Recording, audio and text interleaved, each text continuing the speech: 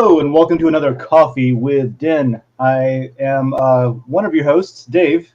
John's with me, and then other David will be right back. He was going to get himself some coffee.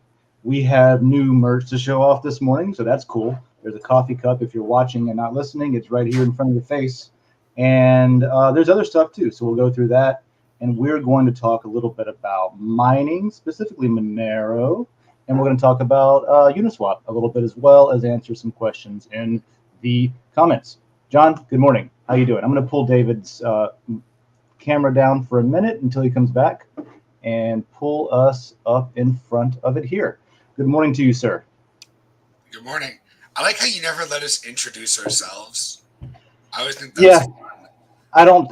So this is the thing. I kind of accidentally started doing this show, and so I never really learned how to do it. Is the thing.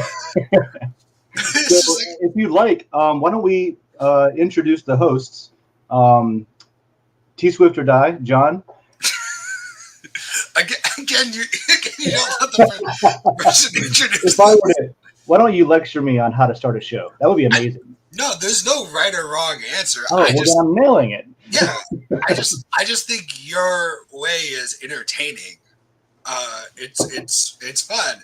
And, well, I was going to actually introduce both of you, to be honest, but then I was waiting for David to come back, so I was like, broke up my flow there. So I'll just talk about me.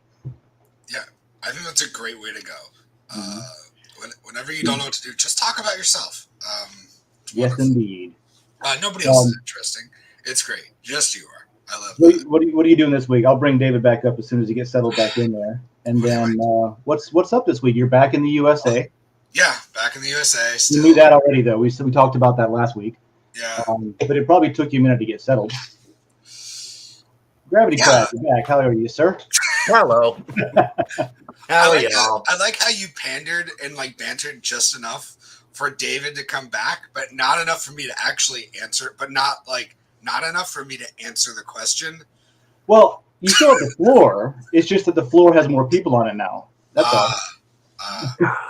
I have returned, and I feel much less. What's the word I'm looking for? Weird. That's great.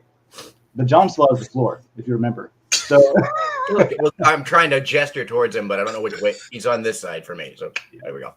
So yeah, let's talk about the second week of March for you, John. I'm interested. Oh, this is great. This is too fun. It's been great, man. Just getting the house, getting back in the house and stuff. Hanging out with the dog. My wife actually just got a new job. That she starts in July. So I'm pretty jazzercised about that. Things are going great. Yeah, my wife had your annual review recently. It worked out pretty well, so I can keep doing this. That's great. I get it. Yeah. How about Gravity Crab? What's up, man? We were going to get into some mining today if you're into it. Not right now, but in a little bit. How you been? How's your wife? We had a little barbecue over the weekend. How you been since then? Oh, not too bad. A little bit out of it, but I'm feeling considerably better now.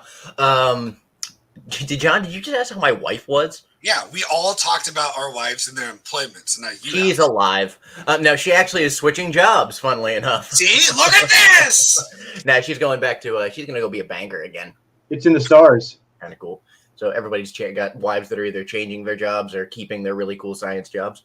I left that out of the the topic list, wives and their jobs. But, yeah, that's our new topic. We'll add that. We talk about our wives being better than us right here. We'll make that my weird little segment I do each time. Guess what John's going to talk about when Dave steps away? Yeah, I thought. Well, last week I did that, right? And I've done that in the past because I always feel like, John, you're kind of an improv guy. I don't know if you're a surprised improv guy, maybe more of a prepared improv guy, but that was the excuse that I used whenever I was like, okay, I need to go to the bathroom. John, you just have it, whether you're ready for it or not. Just leave him alone with everybody on the stream and see how it goes. Usually goes well. I don't think prepared improv is a thing.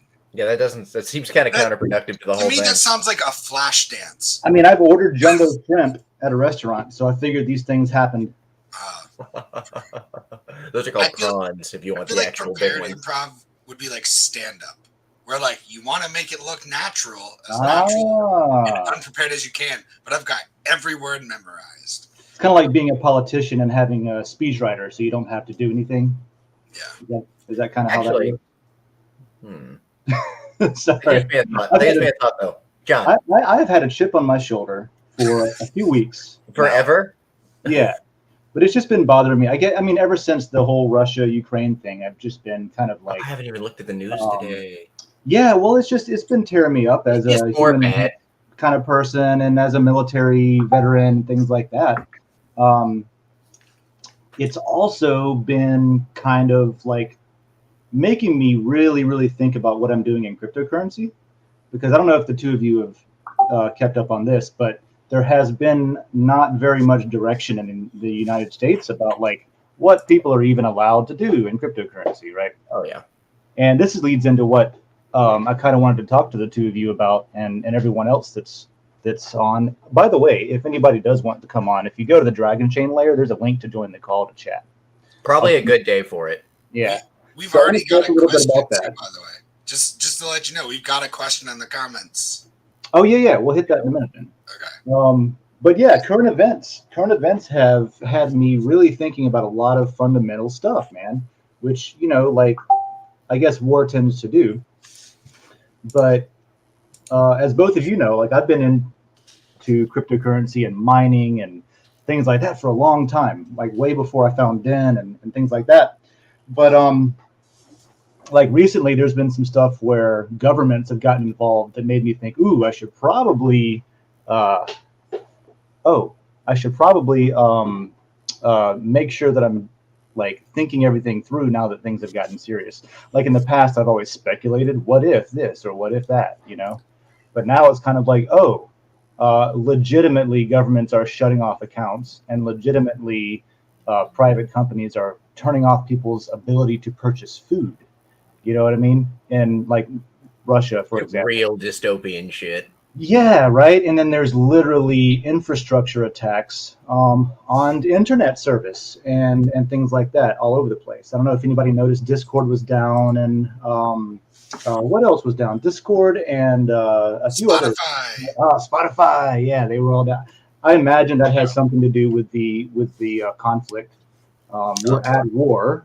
It's just kind of a cyber war from the U.S.'s perspective. So, because of all that, I came around after a lot of thinking and mulling over it and decided to sort of start moving more into the privacy coins and specifically Monero and Oxen mining and things like that. So Monero mining's been interesting. Which was up as hell earlier, by the way. Yeah, I'm glad that I made that call like a month ago or more because that was really good for us as a company yesterday. That's the kind of thing that if you do get into mining and stuff, a lot of it's going to be, you know, what, and at least the way that I'm going to frame it is, what do you want to support the most, right? If you consider it's a network that's only as good as the quality of the humans supporting it, then, you know, what do you want to support most? And if you get into those, you won't mind not making billions of dollars overnight and buying Lambos. You'll just be like, yeah, one day maybe it'll hit and I can buy a new mining rig and upgrade my thing. So that's my strategy. Enough about that though. Let's hit what we're here to talk about, which is DIN, and add this to the stream. So we got. I'm so happy about this. Yeah. I can't even. It blows my mind that I can go to a website and I can order a cup that has the logo for a thing that I do weekly on it. Isn't that so cool? Yeah. And the logo was created by somebody who watched the show. Uh-huh. And, you know, that's the same. This is a network. This is a mining network, really. It's human mining. You know, it's like manual processes and brain mining. But, yeah, it's basically is that. So it's cool to see everybody getting involved and trying to make things a little bit better, especially, you know, this show. Like I said, in the beginning, it was sort of like, well, someone needs to do a show and show people how to click on stuff. I guess I'll start doing that. And it evolved into something that I really enjoy doing now. Last week I was kind of out of it, but I feel great today. So, you know, the show is probably hit and miss too. That's how it goes. This show is great every week in and week out. Okay? Yeah, sometimes you're not there. And those are the good shows at the end of the day. I mean, you know. So let's pull up. Well, he didn't even defend you. Yeah, so we got 4 different pieces of merch up here. One of them's a hat, just showed it. One of them's a coffee cup, because of course, right?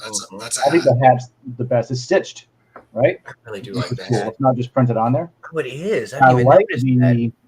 the heavy stitching. If you see the one that I'm wearing, you probably can't tell, but that heavy stitching isn't there. It's a different style. So there's like big, almost like rope stitches, and It's it's a nice golf hat.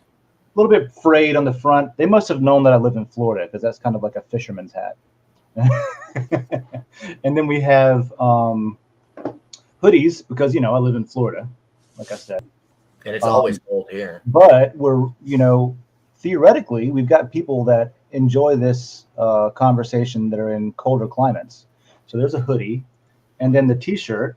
Let's see here, options. I haven't actually gone through these and looked at them too closely to even know if we have different colors. Let's see. There's sizes, and there are the color black. So cool. That's what we get. I will say, if you go to the coffee mugs, though, there are 2 sizes of coffee mugs. Are there? Yeah, you can get a 15-ounce one as well. There's the small one and the correct one. That's why there. Yeah, that's why there's a price range. That makes more sense. I'll have to get some of those in. Yeah, we need some coffee mugs. Yeah, I'll get them in locally for our local meetups and stuff. That'd be great. Mm-hmm. And then we can accept matter for this. This is, I actually bought a bunch of merch recently, and I'm going to just do some meetups and resell them locally at whatever my cost is, just to get the word out, that kind of thing. So big shout out to, I always can't pronounce his name. I butcher it every time. I'm pretty sure the first name is Vivek, right? Vivek Chetri. Thank you so much for hooking that up. Yeah, you don't understand like the amount of joy that logo brings me. So appreciate it a lot. Right on. I'm glad that we can bring you some joy. Thank God somebody needs to. And by we, I mean the community, not me. No, not you personally. So I did this last time and I liked it. I think I'll start putting the questions up at the beginning of the show. What do you think, John? Seems like it's better, right? I like it. You do. I was saying, don't forget about your comment here from Jacob. The nomadic gear. I guess. Yeah, for sure. I mean, the beginning is just kind of like me drinking coffee and talking to you guys, and then that's your nomadic trying to figure out our flow of conversation. So it seems like that should go first. Yeah, that's what I'll do. So let's hit up the comments. And again, these were found over in the Dragon Chain layer today. I had some issues posting where I wanted to, but there was a couple of things under the hood being changed recently, upgraded, built out, the chat system, all that stuff.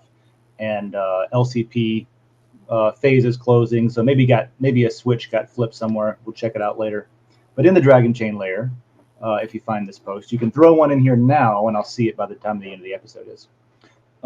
So there's a question from Dragon Chain Holder about liquidity on Matter and receiving fees and stuff like that. We'll talk about that in a minute, since that's a point on the list anyway. But the answer is yes for the question. The simple answer is yes.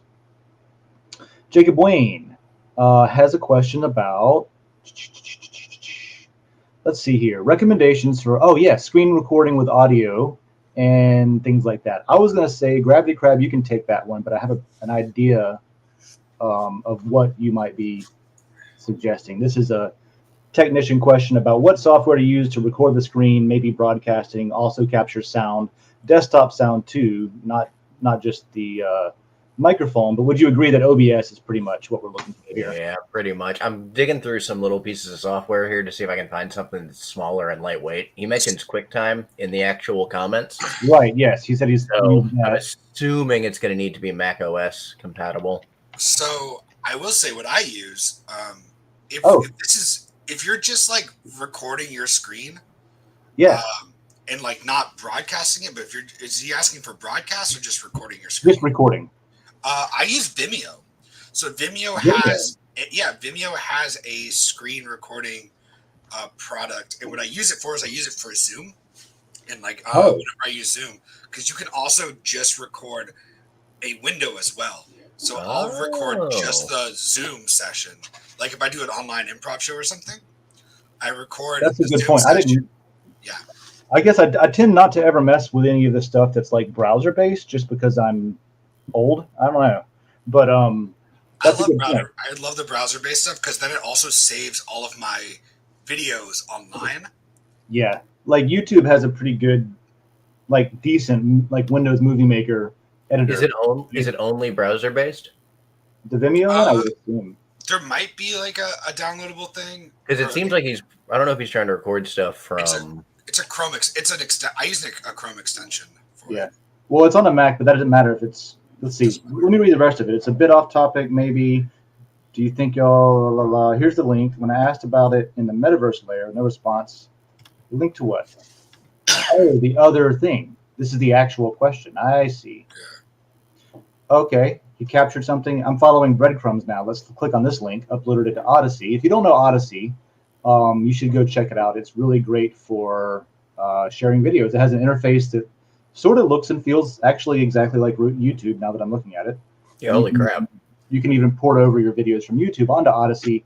And Odyssey is a blockchain cryptocurrency YouTube where you can earn for getting, just like on YouTube, except without all of the nonsense that comes with Google's strategy for monetization, that kind of thing. So I'm watching this, and it looks like, I don't have the sound, just like he says.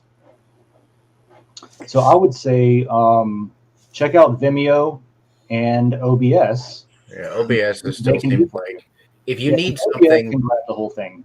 If you need something to like basically be a downloaded piece of software, OBS is probably your way to go.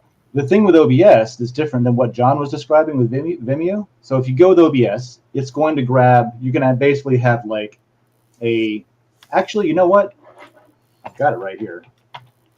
Why would I sit here and try to describe something when I have a prop like Carrot Top would do? Just bring a prop up. Bring a prop up. I think about it too. Like Jacob, I know Jacob, and he knows like software and like editing and stuff like that pretty well. Vimeo is nice because it's super simple, but OBS is probably gonna like help you. You're gonna get more dividends from it in the long run. Yeah. So I would use that. I've got mine set up here. It's made for live streaming, but you can. So the let's see here, start streaming button here and manage broadcast. You can just ignore those and use the start recording button. And in the settings, you can just say that recorded to this folder. And with OBS, you can, on the left-hand side, bottom left, there's scenes and sources. This is the main thing you need to know about. The only thing is it's going to grab your whole desktop screen unless you specifically point it at a window or something, right? So if I want to make a new scene called demo, I would just do that, not demp, but you get the idea. I spelled it wrong. And then I would just do you can put an image, a slideshow, like from a file. You can do a whole scene like nested in, or just like a window capture or window capture. And so then you just pick like, okay, a window capture, create a new one or add an existing one, right? That's cool. Okay, and then it should pop up. There you go. That's a window it wants me to share. Sharing another application. Yeah, so I'm going to share like I'm going to put. You can stack like, okay, I want to put my interface. That's weird. Right, this is what I'm looking at whenever I'm broadcasting that you guys don't see, the bottom part and all that stuff.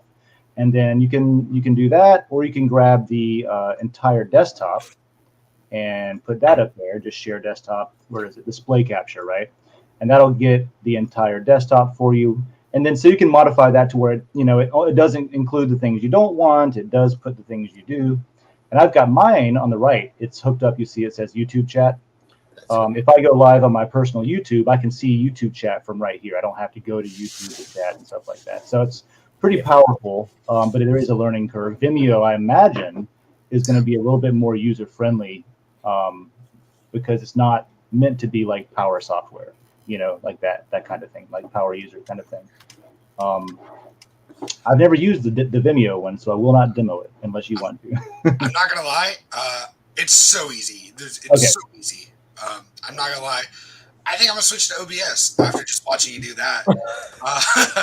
I guess abandon the Vimeo idea. All right. So Vimeo is great, but like, what I don't like as much is like after recordings and stuff, you have to then sit and wait and upload it to their cloud, which takes a minute and stuff like that. Yeah. That sounds like. Whereas with OBS, you just set it up one time and you kind of click a button. Yeah, you hit a button once it's set up, and then you can make it to where, like in the settings, you can make it to where if let's say you are live streaming, Well, you can make it to where when you click stream, it automatically hits record locally for you. And then if you're doing it to YouTube, for example, on YouTube's end, as soon as it's done streaming, you'll have the copy on YouTube.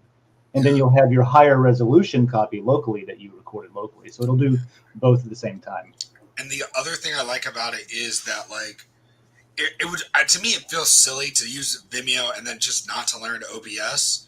Because, like, there is, if you want to do anything more than just a super basic, if you ever want to stream something or put, like, a picture-in-picture, have a webcam in there, like, Vimeo is really not going to help you out there. You can actually put, like, a webcam in the corner, and it's built in to be super simple and user-friendly, but, like, you are very limited. It's like OBS Lite, so... Which is really all you need a lot of times. You know, I love a piece of software called Kdenlive. It's an open source video editing suite. But I often find myself using something like Windows Movie Maker. Because if I just need, it's like, look, all I need to do, I don't need to reprocess this. I don't need to what do you call it? Render this. All I need to do is just like cut this piece out of here and, you know, clip the ends off. So some of the basic software I go to just from preference anyway. I use like Adobe Premiere for whenever I edit and stuff like that. And then I was like, oh, like all of my videos that that I put online, I usually use that. And then my wife shot the Edinburgh, the festival I went to, like the videos are online. And she edited them. And she went to go use Premiere, and she's like, I don't know how to use this. I don't know what this is. And then she used Adobe Rush, which is just Adobe Premiere Lite. Looks better than any of the shit I would have done. And it's so much, because, like, you don't need that much control. Like, I just need a couple, like, basic templates, rush it up real quick, like, finish it, and then throw it online. Like, I don't need 90% of that crap, because I'm not making a movie. I'm just putting it editing a video. What? Just editing a video quickly? Yeah. Well, that's like my friend is a videographer with his own studio in town and everything. And he's got a bunch of high-end gear and a lot of, you know, years of experience and all this. And his twin, his twins have an iPad with like some whatever movie software they had on there, which is like, you know, click and drag and touch and hit effects and stuff.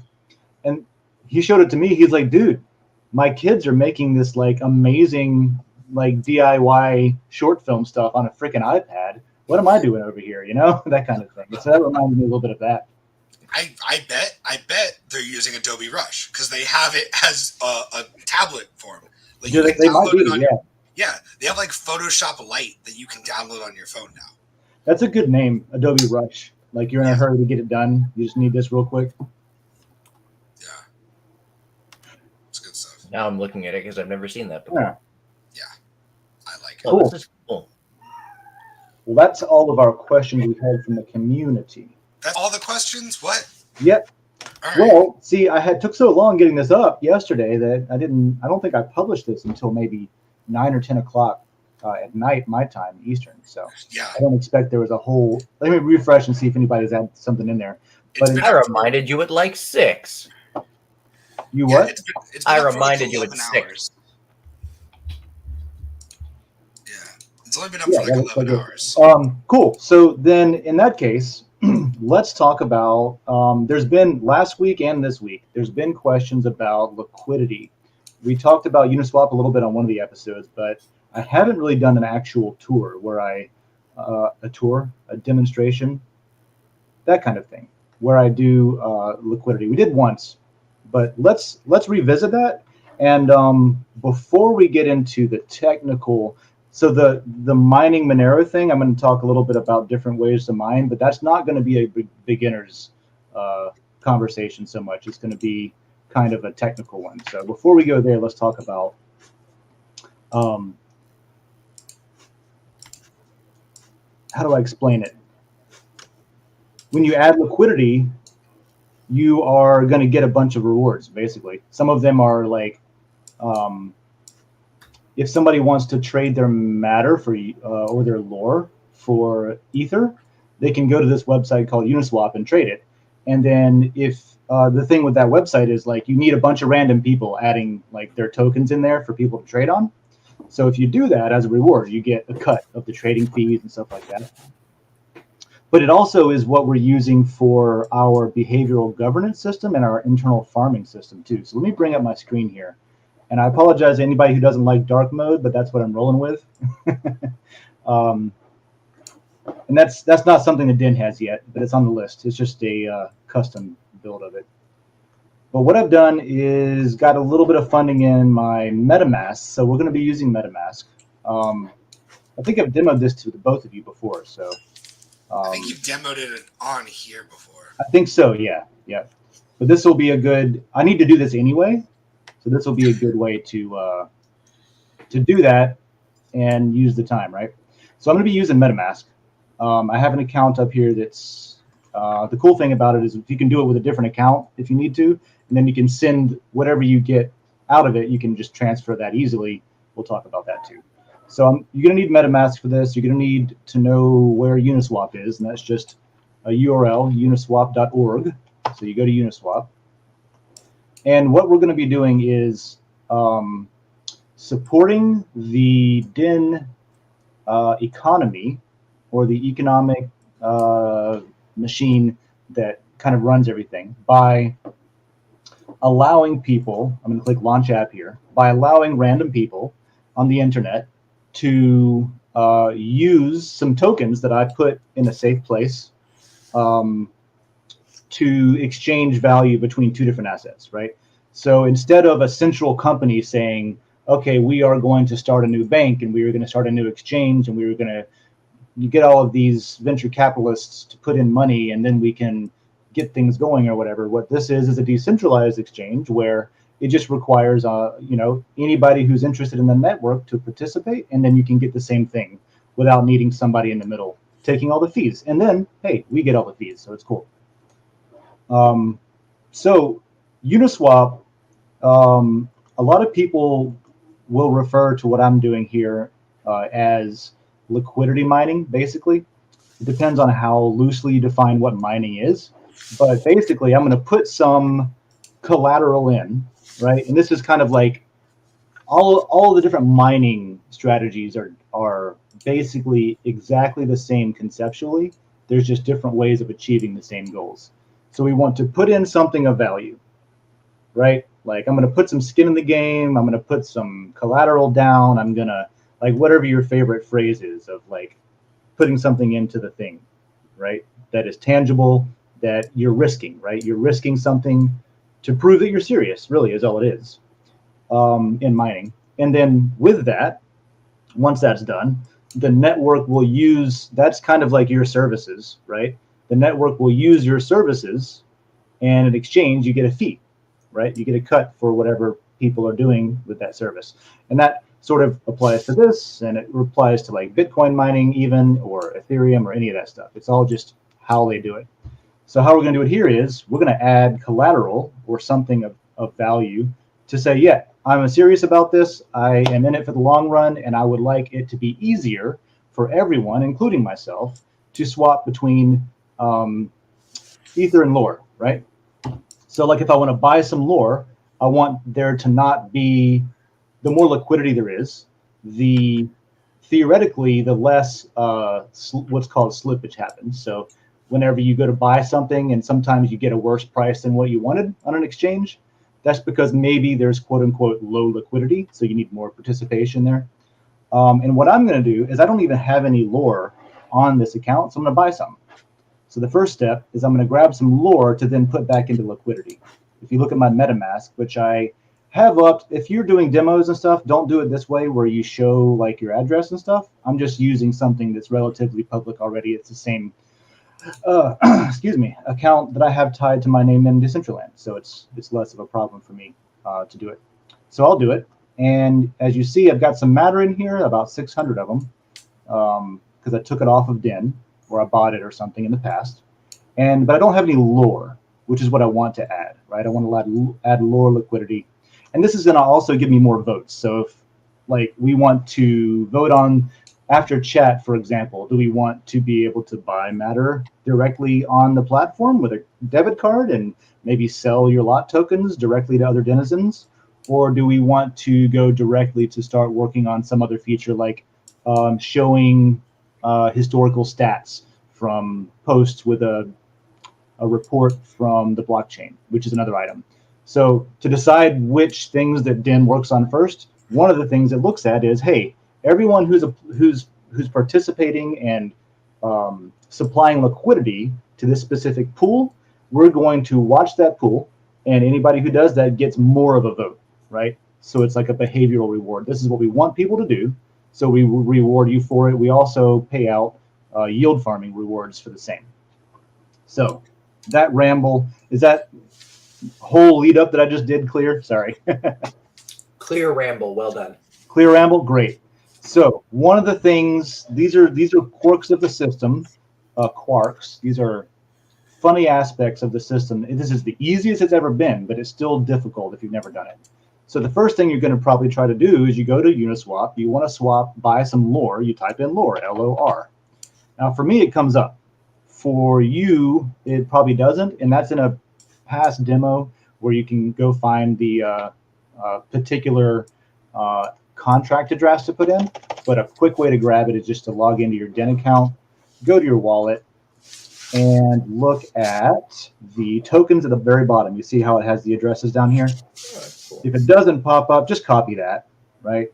Copy, or hold on. Oop. Nope, just go to buy. I think that button actually works. Hey, it works. So you can skip all that and just hit the buy button. See, this is why Den makes it easy. I was about to tell you how to like go find the number, but there was literally a button for it. Cool. So I'm going to say I want to buy maybe a quarter of what I have in my wallet. So I'll say 0.25 because I just happen to have one even in my wallet. If I do that, you'll see that I've got an estimated $28 gas fee, which is going to just go out to people that are mining, right? People are mining on Ethereum, and Uniswap is on Ethereum. So what miners are doing is they are charging this gas fee to process your transactions, to make sure that nobody cheats, right? So that's the fee they want to charge to do that. Oh, I have a balance. I didn't even know it. So that's how you would buy lore if you wanted to. But since it just told me I have a balance and I didn't know that, I should probably say why. MetaMask does this thing where if you get sent tokens, it does not tell you. Doesn't that sound useful? But you can import them. So if I go in here, custom token, and I put lore, which is that number here. This is how you add a custom token, the same thing I just tried to show. Come on, here we go. Copy, right? Yes. I want to copy that, put it in here. One moment, please. I got derailed because it wasn't as I thought it was. I thought I didn't have any. Add custom token. Yeah, it looks like I got some. Awesome. Oh, you know, yeah, okay. I remember where I got that from now. I just never added it. So I'm going to import it. And now it says, cool, you got 48,000 lore. So I can move on. That's good. This will take less time. So now, theoretically, I just bought some lore, or I had some already. So instead of going to swap, I'm going to go to pool, right? This is the other end of it. So you can think of the front end. This is both the front end, but you can think of it as like the business end for the consumer end of it would be this swap interface. The business end of it, which is what you basically are when you're going in and providing liquidity, is the pool side of it, right? So I'm going to open, this shows any positions you already have, which I had a little test one in here. It wasn't much. And I'm going to say, I want to add a new position, completely new position. A position is just me saying, here's where I want to support the price. If anybody wants to trade within this range, they can trade on my stuff. So I'll click lore, because that's what I want. So ETH lore. And it sort of autofills for you. On the right, you see how these wings kind of came in? Can I increase the size? Yes. You see how these wings kind of came in by themselves to a certain point? This can be confusing But if you prefer, you can leave it where it automatically puts your little blue lines. You can change these around.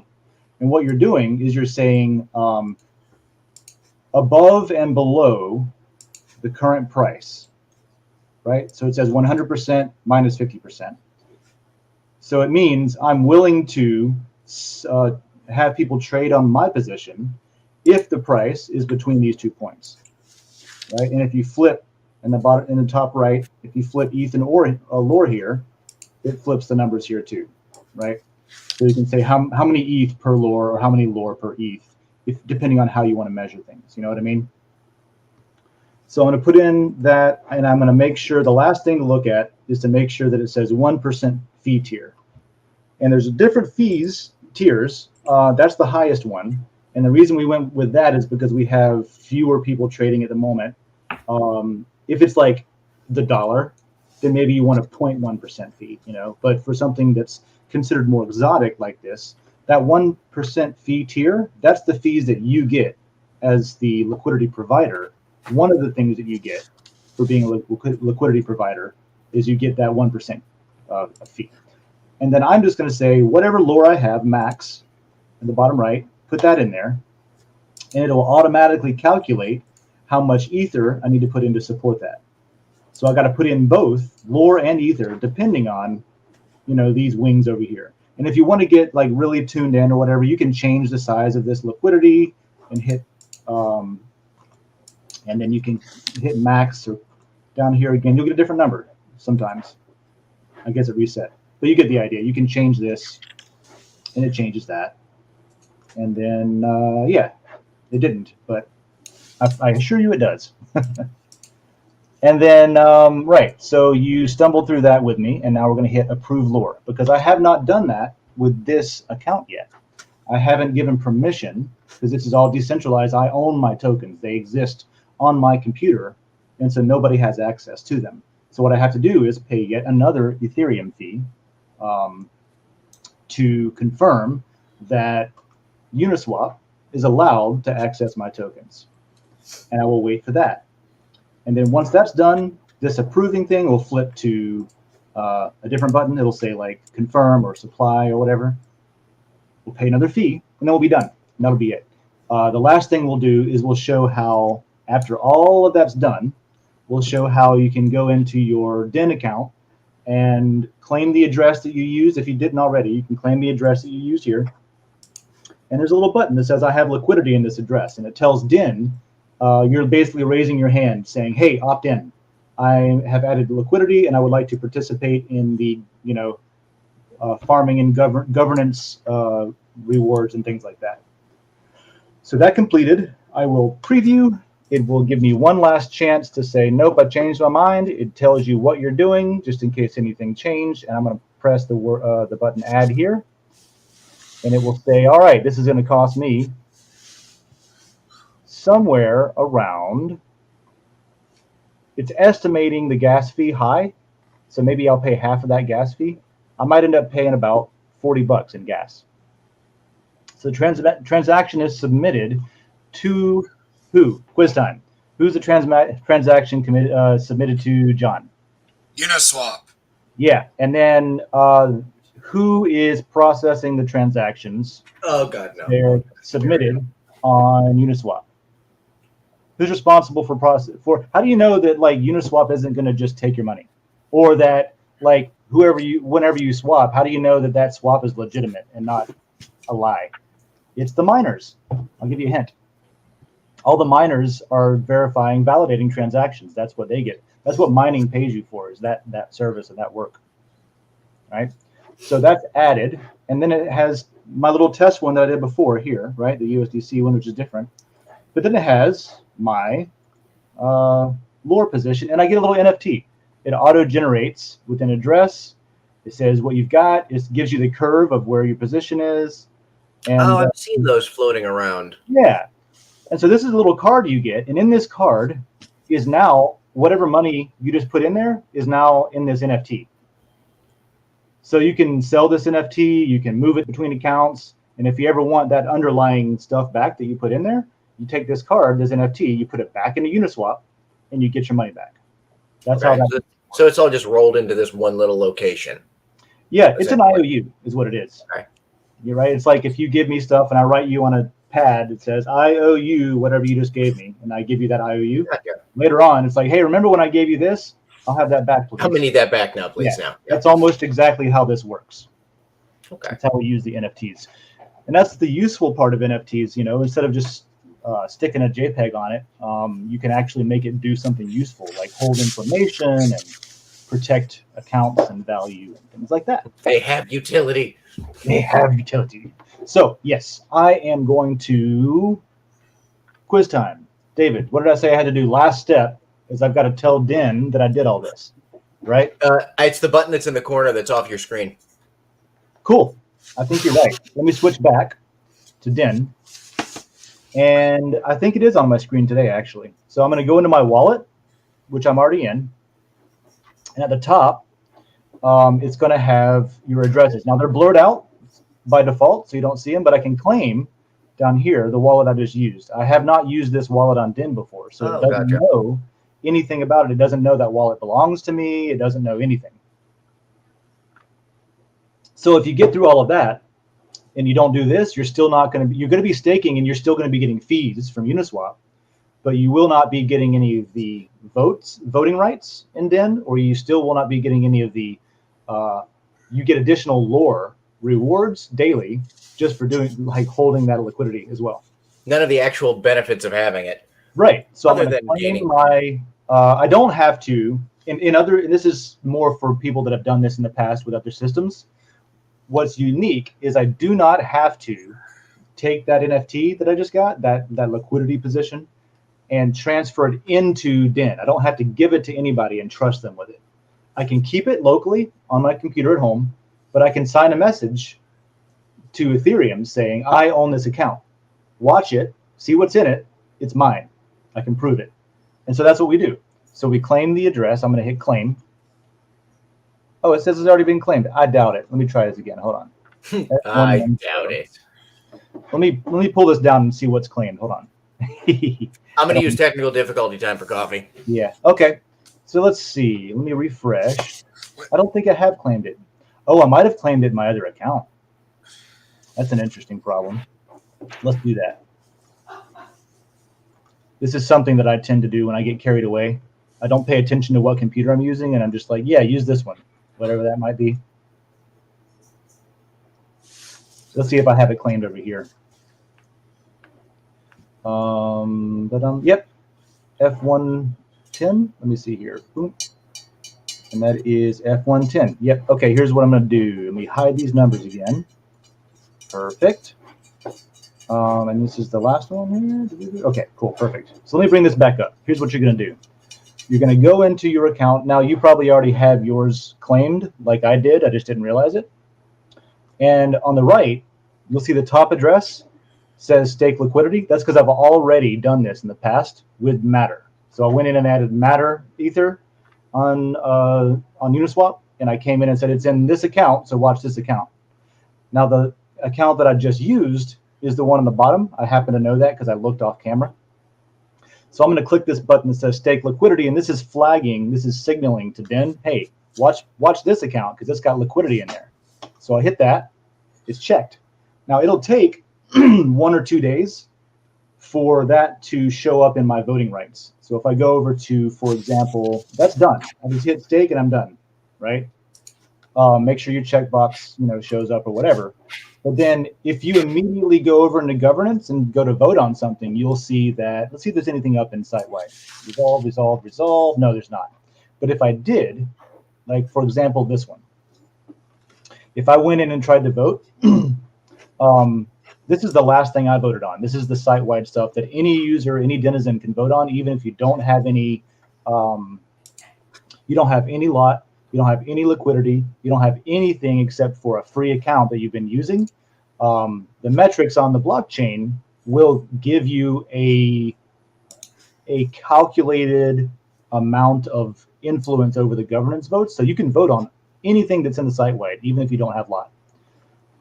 So if you look on here, it'll show my last vote. It shows that in the blue,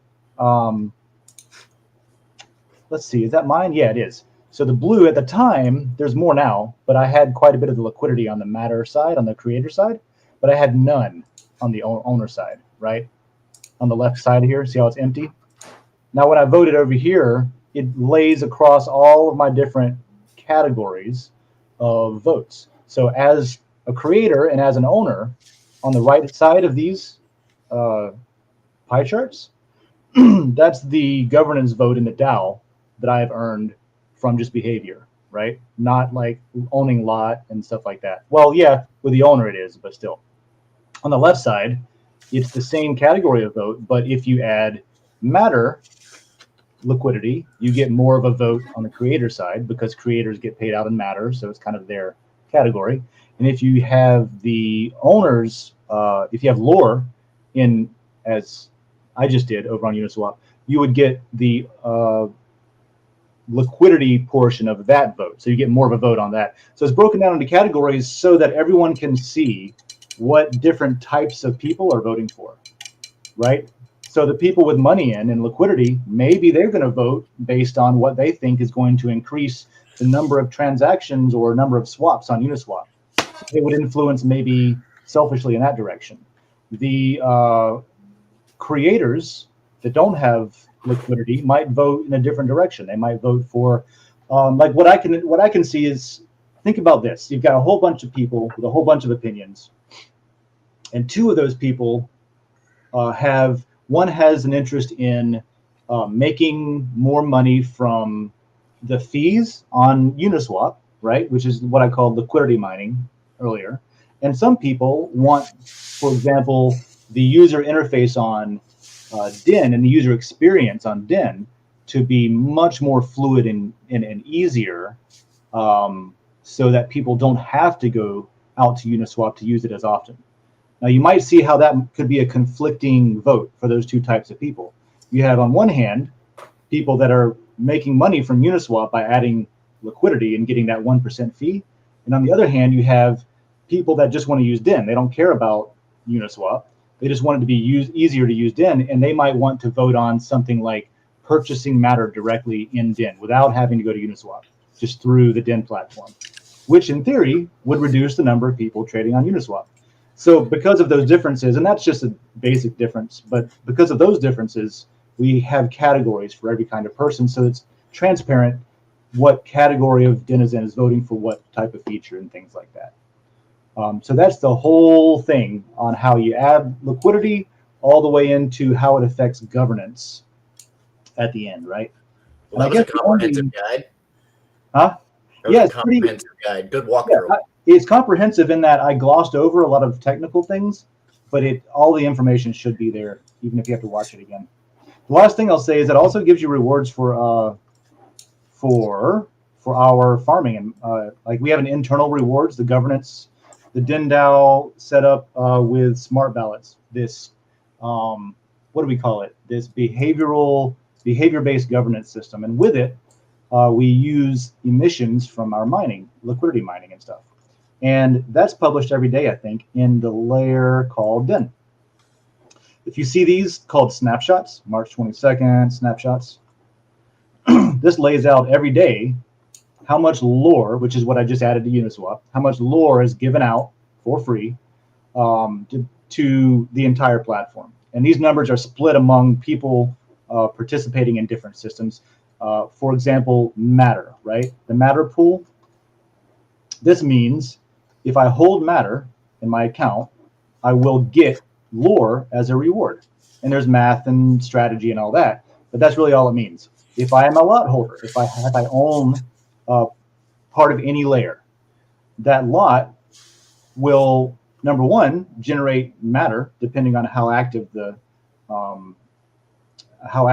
layer is, which, if you remember, in turn also yields lore in the end. But the more you have and the better it is, because not all lot is equal. Some lot are better than others. That gives you lore, right? And then when you get that lore, guess what else you get lore for? Having lore. So all of this stacks and stacks and stacks. It's snowball. But you get lore for having lore? Yeah. So let's follow this path real quick. Should I zoom in again? this is how this snowball starts. It's pretty cool. I think it's pretty cool. Obviously, liquidity is TBD, but that's coming very soon. So let's say I have some lot, however many lot. Holding that every day will generate a certain amount of matter. It could be 0.001 if it's an unused layer or something, or a less used, or it could be several matter per day, depending on like how active that community is. So you hold that and you get paid matter as a reward for that, right? So depending on how much matter you get, let me back up. You hold that, I'll simplify it. Hold lot, get lore every day, depending on how much lot you have. Lot also gives you matter. So it gives you matter and lore. So if you hold that matter that it gives you, the matter also gives you more lore. If you also hold that lore that it gives you, the lore also gives you more lore. So all roads lead to lore and then into the LCP, which is where people can vote and like figure out what communities they want next. And this is the way that we decide who gets to vote on that. It's like, okay, let's give away these voting points to people that are proving that they are here to help build stuff. And then that's who should decide what communities get made next. What gets built. Largely, yeah. So that's kind of the theory there. And then layers on layers, you start adding matter and lore liquidity, like we just added to Uniswap. That gives you more mining that comes in. And then all of that being funneled into the LCP gives you, on the other end, we start all over with lot. So you get a new layer, you win, your lore gets converted 1-to-1 into lot. And so you get new lot, which gives you more matter, which gives you more lore, which gives you more, and it's like, it just keeps running. A big old snowball. Yeah. So that's the whole cool side of that, I think. It's exciting. It's a little bit confusing, but you can see that like almost 4,000 accounts are being paid out every day just for participating in all this stuff. So that makes the fees a little bit better, looking at, if you think like $40 and $70, that's cheaper than it has been in the past with Ethereum to get those in there. Cool. Oh, it's been higher, yeah. So there's like my 30-minute liquidity mining demo. So I think I know how you feel about the LCP. Okay. How do you feel about OPP? Are you down with the OBP? Yeah, or the SEC? Oh yeah, I don't have very good. I probably shouldn't talk about the SEC or the MKE while I'm recording, but I don't feel like they have the best interest of what about the TBD in mind. How do you feel about the TBD? Tuberculosis? Yeah, I was gonna say, isn't that not that bad anymore? Don't we have a way around that now? Like, we're not gonna get Arthur Morgan. TBD to be determined. Speaking of acronyms, did you see at the bottom of the yeah, that was my contribution. How did you segue that? Oh, is that what it was? What? Did I put at the bottom? Wait, is this not it? That is episodes ago. My contribution to this talk was just naming other acronyms. So I'm glad I was here. until it triggered something. Oh, I'm in the Den layer. You see what I was doing? I was trying to figure out why I couldn't find this show. Are we on a different layer? Where we normally put it, yeah. Yeah, we're not in the Den layer. I feel out of place. Was this an experiment, or is this like a? No, I had an issue yesterday. Like, there's been so much work going on that I think what happened is, I know we had, and this is actually a pretty good thing to talk about real quick too. Is I know we had a couple of issues recently where there were some layers. So we have this mechanism where people get automatically banned from a layer, right? And maybe I'll pull the screen down and we can just talk about this if you want to. How do you feel about banning people? I have some opinions on that one. I think it's a necessary evil. I think it's required for any sort of useful environment to exist. Personally, I think if you disagree with me, you should just get banned. I think that should just be. If you tell me anything I post, you just get kicked off. That's the beautiful, and you know what? Like, I'm not going to jump right into mining again because I just have been talking about that. So let's talk about that as a much more interesting conversation, because Den is billed as a censorship resistant social network, right? Meaning, like Den, the entity or the DAO, is not going to take like politically charged opinions and turn them into community sanctions or censorship based on what a particular political party has paid us to censor, right? That's the nicest way I can put what's happening. But we don't do that shit. What that does not mean is that you can do anything you want and have no consequences. This is something that, like we could also talk about free speech and what that means and where the limitations are there that people don't tend to understand. And the reason I'm going through this is we've had a couple of conversations on Den in the last week or so about people getting banned from layers. And it started really like accidentally happening. There was a bug where that auto ban is supposed to take a certain number of people blocking a person. Like if we all have a layer and the ban threshold is set to 3, and someone comes in talking about how we are the worst 3 people ever and making up a bunch of lies about us. And let's say the 3 of us, we don't ban him, but we just mute the person and say, we don't want to hear that anymore, right? So it mutes it from our view. The person can still post, we just don't see it. Part of the problem solved right there. But enough people do that inside of one layer, and then that person gets banned from just that layer, not Den, but just that layer, automatically.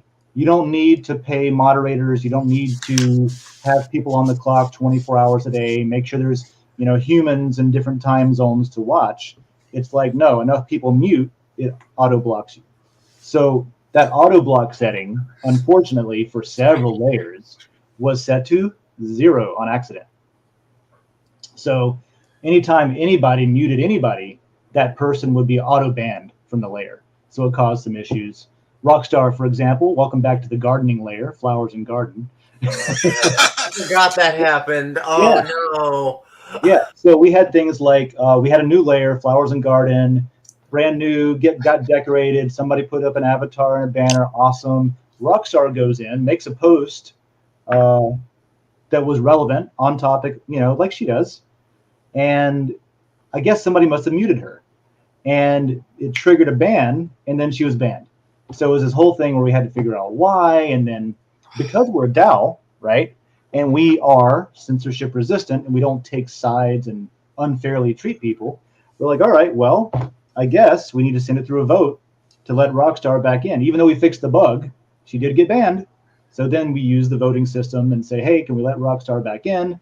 That passed. And that was all done in the built-in governance tools, which is great. And now she's back in.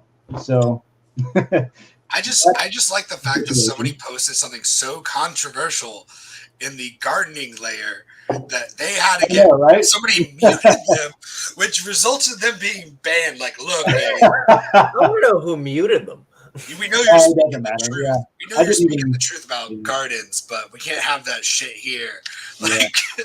I didn't even try to. On the topic of how the banning stuff works, yeah, I genuinely think that there should be some kind of a temporary ban in place, or some kind of something that alerts the person that, hey, you're on a threshold of getting banned here. Because what I see happen a lot when I'm just sitting there scrolling through is that, when people get banned, they're just like, what the hell? I didn't get told anything about what was about to happen. I didn't know I was getting close to something, which isn't the best, to be honest. I mean, it's not terrible, and the system works fairly well. And I mean, you can see how when mistakes are made, votes happen, the community comes together, and people get unbanned, and stuff gets fixed. And we've done that before in the past. It does take a while, yeah.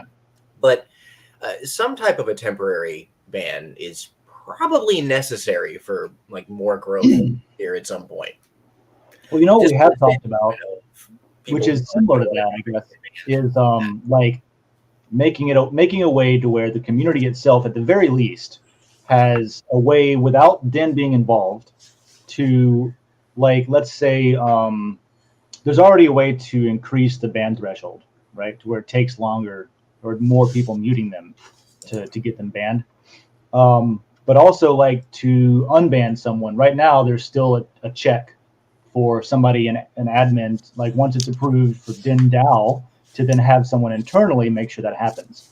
So getting that in place to where, let's say you raise someone's banned at threshold 3, and then you raise the community votes to raise the threshold to 13, which is automatically done. You can do that. Like Den, it's the Den.social. Den doesn't need to approve that or do anything. The community can just do it themselves. So if you do that, well, then you still have people that got blocked or banned from the layer back at threshold 3. So then you have to say, oh, by the way, now that we're this high, somebody needs to like either apply to be let back in, or the community can say like, hey, now that we've raised the threshold, can we let so and so back in since their ban number is actually 3 and not 10, the current one. Right. And I think that's kind of how it works right now already. There's just a couple of little cogs that have to go into place to make a couple of things happen automatically without needing someone to go back in. So that'll help just to bring some people back in. But what you're saying is really good too, to have a soft ban. Also, like, what if, like, even if it wasn't a soft ban, this might not be perfect now that I think about it, but like, let's say the ban happens and instead of that person getting automatically banned, it becomes a governance issue automatically. Like, should this person be banned at this point? And then so instead of triggering a ban, maybe it can trigger a governance. So I'm thinking about, so you have to think it from a bunch of different angles. You see that? I don't see, after thinking about that, I don't know how that would work. I don't like that. I don't like that purely because people don't vote on governance issues enough. That's an issue. That's just an involvement issue. Yeah. So segue, or hold that thought actually, Don, because I thought about that too. That is an issue, and I was thinking that is one of the only places in Den where we need people to participate and be active, that we do not have any behavioral rewards set up. So like if somebody is an active participant in the governance system, I think that they should be rewarded for that in some way, whether it's more lore rewards or whether it's like, a feel-good badge that says I voted, like I participate, I'm helping, it's shake and bake, and I helped, that kind of thing. I think like also I'd consider that like part of a creator, like from like you're creating this environment, like you're creating new rules and government issues, like you're engaging in that creative process to make the layer better, like paying out in matter, or something.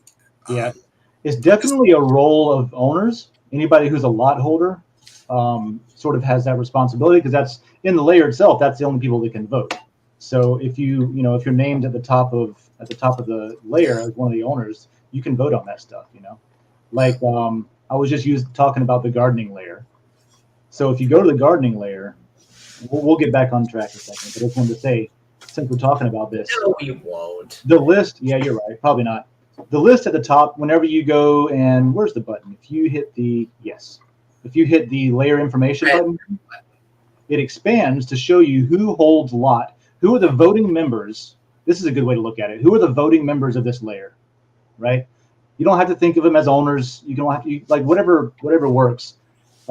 These are the owners. These are the people that get literally rewarded, paid matter for just being on this list, depending on how well the layer's doing.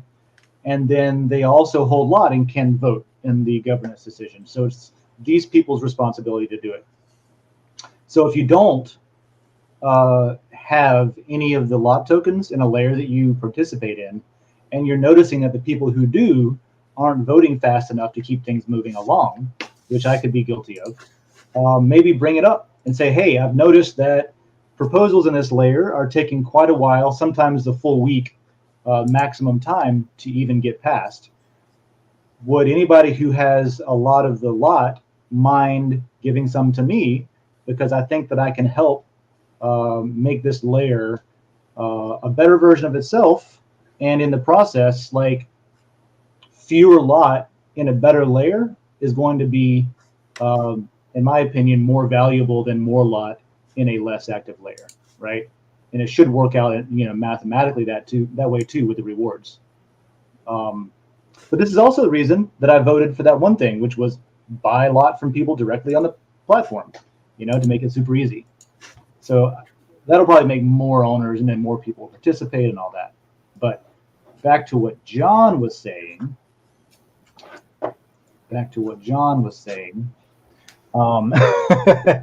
You were talking about, so we talked about the soft ban, and then we talked about maybe it triggers a GI instead, and you were not a big fan of that because people don't participate in GIs as much. I think that it could be a little bit of both. It could ban someone with like a temporary flag, maybe. Like they still get banned, but maybe they're banned until the GI goes through, because I still think that we need a way to quickly ban people who are being obviously stupid. You know what I mean? Or posting things that are, not welcome in that community, or whatever, that kind of thing. So maybe like a temporary hold, like a freeze. I like the like maybe your first one being like a timed one though too. That could be a thing. That's the Facebook way they do it, right? That like you're in like Facebook jail, you're timed out or whatever, and then also I think that allows them, like if you're timed out for like a week, that could potentially either trigger to have like an admin take a look at this account. Oh, is this spam? Is this a bug that we're missing? And that way we unban after a week. Oh, it's a bug. We see this. So sorry, you have to like take a timeout from the internet for 2 days. You'll be fine. Yeah, that's actually not bad, because then what I'm thinking of is overhead, right? The less often a human has to interact to make something work the way it should, the more efficient, the more self-guiding the platform will be. But that could be enough to like just stuff that's not a huge deal to just get shaken off the bottom by itself. You have a cool off period, come back. Maybe that person corrects their behavior, because like the message could just say, you must be new here. This is not Reddit. We don't appreciate that kind of, whatever.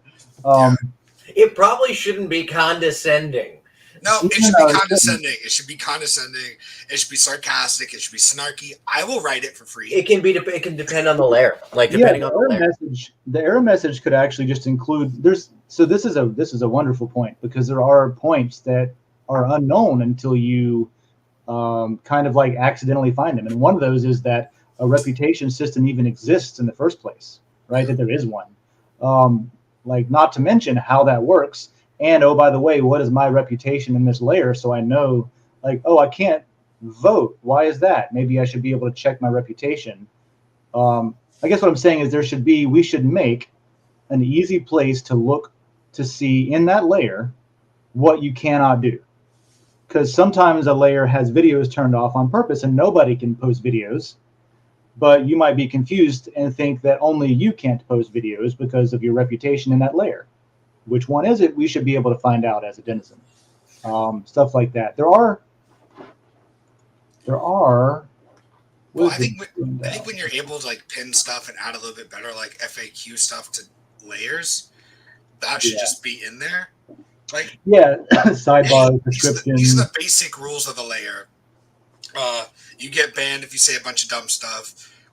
You can't post videos because we don't want that nonsense. This is a photography layer. We don't want your damn videos.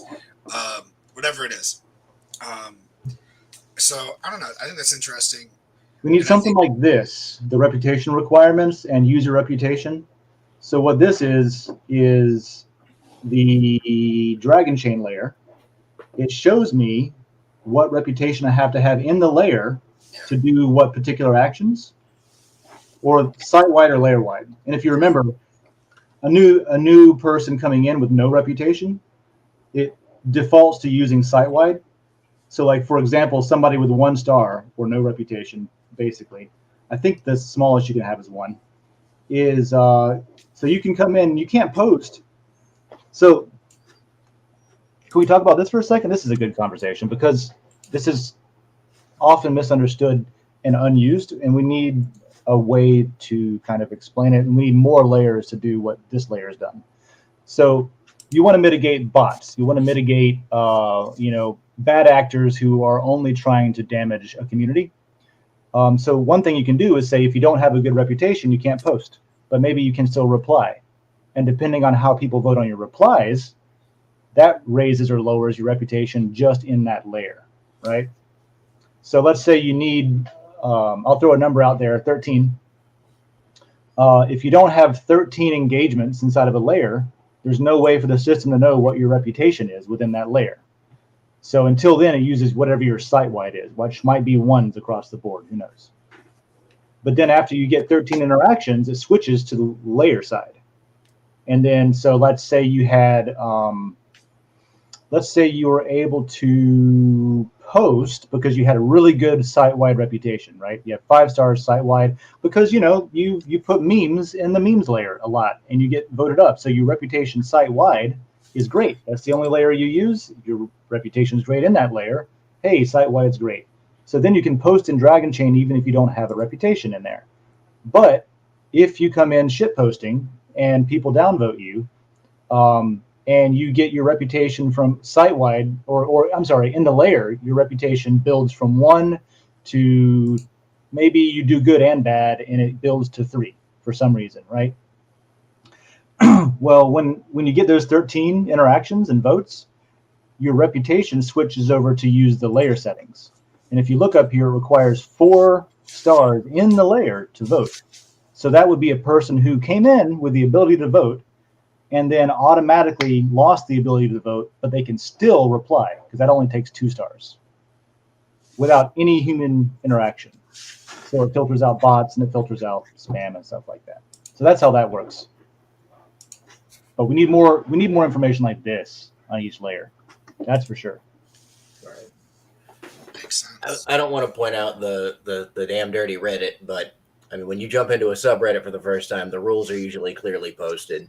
I feel like when you go to a lair, it should be at least that little star chart, as I'm going to call it, should be visible somewhere, like kind of right from the get-go.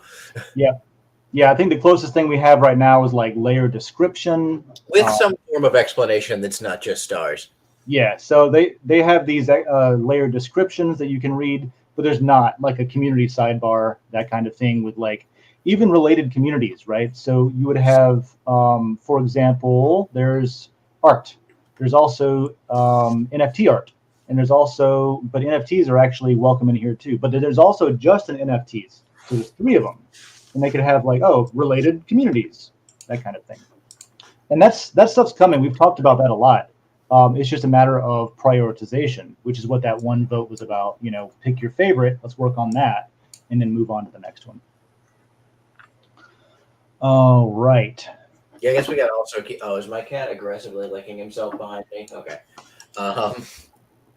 Stop it. So that's a lot of information about Den. Let's talk about. Yeah, let's shift now to just talking about in general mining. What do you think about that? I like mining. I think it's a huge issue. Okay. You know, I think it's really inflating the value of diamonds. I don't think they're really worth.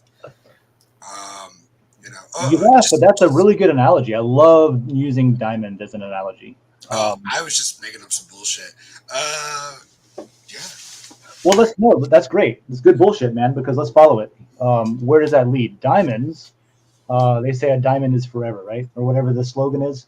That came from, I think, De Beers, which is a diamonds company, right? Diamonds are a really good example, in my opinion, of why cryptocurrency is worth stuff. Because diamonds, theoretically, are worth nothing. It's just carbon. It's a piece of coal. You can make them in the lab now. A perfect one. No flaws. You can just boop, Carmen Sandiego that shit in a volcano and make a diamond. But it's not good enough somehow. Yeah. Well, you didn't use slave labor. You didn't have, you didn't have any like. No one died for it. No one died for it. They're not blood diamonds, so people don't like them as much. They love that. They love that human suffering aspect to diamonds. You know what I mean? It's my favorite part. Apparently, this is what I see. And just looking around the world, looking at what I see, taking it as they call it like I see it. But here's what De Beers did. The way that I understand it, I'm sure that there's things I'm wrong about. But diamonds, being not the most rare gem that you could dig out of the ground, became the most valuable and rare because they dug them all up out of the ground and locked them in the basement and said, we will not circulate these. We're going to reduce the circulating supply of diamonds. And now we have the diamonds. and we can sell them for whatever we want because people want them. Why? Because we invented a tradition of using a diamond as an engagement ring so that people will want them. And so now people want them because they think it's a tradition that we made up and put on TV. But where do you go to get them? You got to come to us, right? Even the small retailers, they got to come to us. We got all the diamonds. So it becomes what is often done in the cryptocurrency markets, which is price manipulation, artificial value created by artificial demand with real scarcity. So that's real scarcity, real demand, but the demand was created, invented, right? The use case was invented, massive profits. Kind of how cryptocurrency works. If you create a currency and you consider that like a diamond or a rock or something that is finite in number, you can then create something that uses that requires that for use, that is really appealing and maybe even massively valuable to people. With the diamond analogy, the value is like impressing your girlfriend and getting her to say yes, maybe. I don't know. The value with Den is that it's legitimately useful and it helps you organize ideas and it helps you share brain power and rewards people for that. And there's things that you can use matter for, like getting your idea bumped up in a post by boosting it and things like that, right? But there's only 1,000 of them every day, right? And those 1,000 get sent out to denizens only, just denizens. None of them were like created in the beginning. When Den was created, there was no matter tokens that were just printed to have money to build. It was just like, okay, we create a new commodity or something that people can mine. And the way they mine it is they participate in this system. So to get it, you got to do this or you got to go buy it, one or the other. And so this is an example of creating something like a diamond in software and then creating something like the tradition of using the diamond for an engagement ring, but also the usefulness of a diamond in tools and space programs and lasers and things like that. That also exists. There is an inherent utility to them as well. So we created Den instead of a fake engagement ring, and Den's actually really cool and really useful. And so what we have is real utility, also invented, also made up, but real utility that's kind of great, and real scarcity. So then the mining enthusiast like myself would look at that and say, okay, here we have a verifiably scarce resource where, unlike diamonds, I can't make any more of them out of thin air or out of thin carbon. And I cannot, and I can know how many are in the ground, right? I can't go see how many diamonds are in the ground. So maybe that's something I can try to dig for as matter. And the way that I would mine that, if you loosen up your definition of mining to the point where you just want to acquire matter from this system without having to go and just trade money for it, you want to do sweat equity, you want to work, you want to dig it out of the ground, well, then you buy equipment, just like miners do for diamonds, to dig it up. In this case, it would be a computer. You learn to trade. You learn about how to find diamonds and how to dig them up and what's the most efficient way of dealing with all of that. And maybe in this case, the analogy is you decide to randomly start a show called Coffee with Den, right? As a way to learn how to do it, learn by doing. And then you see like, okay, you look at your results, you look at like every day you get payouts, right? So maybe you can look at the payouts depending on what kind of show you did, what the topics were. And you can see, oh, if I do it this way, I actually dig out more matter from mining than if I do it this way. So let me optimize my workflow to do the show like this. And the community can guide that, right? And in the end, what you have is a workflow with a machine that, in this case, you're very manually, almost like analog style, mining matter out of the smart contract that distributes it every day. Because it goes to people that do certain tasks, it rewards for behavior. And so that's a form, a very loosely defined form of mining, right? You're just mining a cryptocurrency. So what David and I, what Gravity Crab and I are doing is, as of April 1st, we'll have our real, registered actual legit startup company that is investing in mining equipment. And part of that, actually the entire business can be classified probably in some sort of like abstract way as mining to an extent. But because of how much we're using Den and communities, that just gets so abstract and weird that I don't kind of talk about it that way. It's hard to find analogies for. So what we're focusing on besides Den though is Monero mining, right? We want to do some good old-fashioned privacy coins. We want to not have, for example, like why would you mine something, right? Why would you mine a cryptocurrency? Do you have any ideas on that? I've been talking for a minute about Den. Because you're bored and you have nothing else to do. Yeah, that's Because you have extra hardware. Extra hardware. That's true too. So many people have extra computers sitting around. Yeah. Because your friend said that it would be a good idea. That's usually like the way you lose money. But this is a Burt Reynolds joke. Hey, my friend said, yeah. Well. Was it for the three American glories, for the money, for the glory, and for the fun? Mostly for the money. What about the incentive definitely is twofold. With something like Bitcoin or Monero or proof of stake ones too. Oxen now is proof of stake. It's a privacy coin. Divi is proof of stake, not a privacy coin, but neither is Bitcoin. Now, let's say instead of just Matter, we've got an entire new world of resources and commodities and jewels and metals and things that are useful that, like whenever the radio was invented, right? Before the radio was invented, there were never these useful channels of communications like that we have today.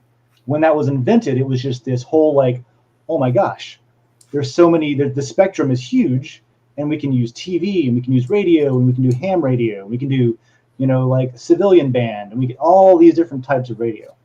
So it's like we invented radio again, except this time it is digital currency and digital assets, right? There's all kinds of different kinds.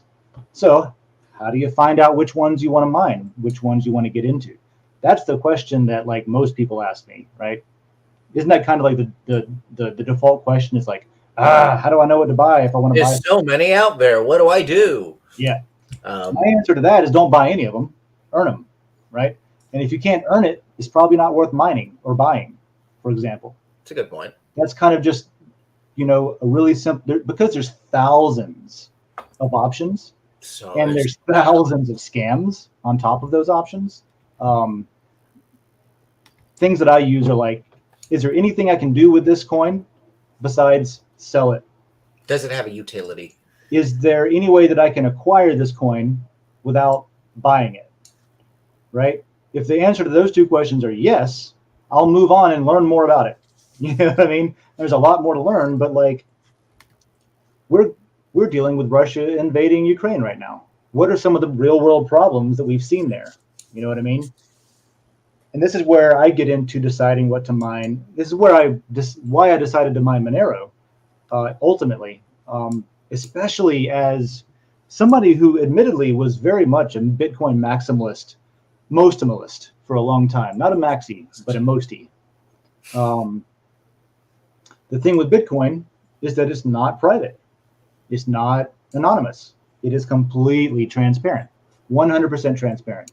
If I, as a business, transact with any other person or business, it is completely open for anyone to see. Competing businesses can know who my customers are. Governments can know what account is mine so they can blacklist it, which is what we've seen in Canada, right? Under Trudeau's government, we've seen that happen with Bitcoin having blacklisted accounts, exchanges being directed by the authorities to turn off people's accounts, going after people that donated with all these things that money are being used for. It's kind of financial warfare we find ourselves in. And this is where I said it's not a newbie discussion. It's kind of maybe deep thought, wartime stuff, but it's being shown right now in places like Canada and Russia, for example, two very good examples. where people's ability to even go to the grocery store and buy food for their family is being turned off by essential authority. And so what I'm interested in is what can we mine that you can't do that with, that is impossible to even find out how much of it you have and how much of it you're sending. It's terrifying. I just want to point out. Sorry to jump in, literally jump back in and cut you off there, but sure. Everything there. That's horrifying. Like the fact that an authority can push a button or demand somebody else push a button and turn off your ability to pay for like your water and your electricity and your food. And and it gets worse because it's not just the governments now. It is the corporate lawmakers. It is the Googles and the Apples. If you look at Russia, there was a story I was reading about something as simple as public transit. Go to work, earn money, get food. You know, your money is already in the toilet because of international sanctions. But now Google Pay and Apple Pay turned off services in Russia. And so people are just like stuck and can't take public transit if they relied on that, if they chose to use that, right? Like if you use Cash App in the US and you keep your Bitcoin on Cash App, which you can do, there's no way to know if if you're ever going to like find yourself in a situation where the Biden administration is supposed to be putting out some rules this week, for example. Does that say that Cash App has to turn off your Bitcoin? I don't know, but they can if they want. So this is the reason I get into mining stuff like Monero, which is got a really interesting attributes. It is an old project. It's a fantastic old project that's been worked on, like depending on how you look at things, since pretty close to the beginning. And it specifically is designed to take what, do you know who Satoshi Nakamoto is? Have you heard that name? This is the person who invented Bitcoin. Nobody knows who it is, but that's who made Bitcoin. So Satoshi's vision of what Bitcoin should be, this peer-to-peer cash, digital cash that holds the anonymity attributes of cash, where if I give Gravity Crab a $10 bill and Gravity Crab gives that same $10 bill next week to T-Swift or Die, nobody can say T-Swift or Die is collaborating with Distant, right? That's how Bitcoin works right now. So like if myself and John have an illicit transaction, let's say I sell you some nuclear weapons, right? Damn. Let's crank it up, right? I give you the weapons, you give me the Bitcoin. And then later on, I have a completely legitimate transaction with David. And I take the Bitcoin that you gave me and I go to his coffee shop and buy a latte, on my way through. Well, now, as the owner of the coffee shop, you hold Bitcoin that is known to have been transacting with nuclear arms dealers, right? So the coffee shop's done nothing wrong. But in the event that the government wants to blacklist nuclear arms dealers, the coffee shop probably will get blacklisted too, because you're only one step away from someone who did something bad. You never met them. They went through your drive-through, bought a coffee, but now your whole business is shut down because you use a currency that isn't private. To avoid that, Monero uses built-in privacy that we won't get into, but it works. And you don't have to buy a $15,000 machine to mine it. Any CPU can mine it. Not profitably in all cases, but any CPU can mine it. They do a lot of work to make it to where any old person, one CPU, one vote. And in that system, the miners are the governance system. Whatever the miners say collectively together is what's true. Well, that's right? nice. Yeah. So I'm getting into that, and I wanted to say I've been having some problems. If anybody's been trying to get into CPU mining in 2022, you may have some questions like I did, because I used to mine a long time ago, but I didn't for a long time, not proof of work mining. But I ran into some problems building out for Monero mining. Who wants to hear about it? I mean, I do. Absolutely. I'm curious. So Monero is a proof of work algorithm, which means typically that collateral or that skin in the game I was talking about is you buying tools, machines, computers to mine this stuff. Like so you put an initial investment, and you use that initial investment as tools to mine the stuff. Other schemes like proof of stake, which is pretty popular right now because it's less power consuming. It has trade-offs for that, but it is much less power consuming. May or may not be as secure or private, but with that one, your skin in the game for proof of stake is like, I'm gonna go, in this analogy, it's like I'm gonna go buy some, let's call it Bitcoin, and then I'll give it to someone and say, hey, I'm gonna stake this. Here's my claim, and they give you rewards. It's kind of like a lending program or something like that. So it's proof of stake mining. But I like the proof of work stuff. It's harder, it's more fun, it's more interesting, but it's also harder. So I'm specking out my computer, and the first thing I'm thinking is like, all right, I know a handful of things. I know that, for example, on CPUs, there's this thing called L3 cache that is the limiting factor on like how much of your CPU, how much of your computer you can use at the same time to mine Monero, right? And so the limiting factor usually on a computer is that. So I'm like, all right, cool. I'm going to go buy these really expensive CPUs that have a ton of that stuff. So problem solved. What I didn't think enough about is the rest of the computer.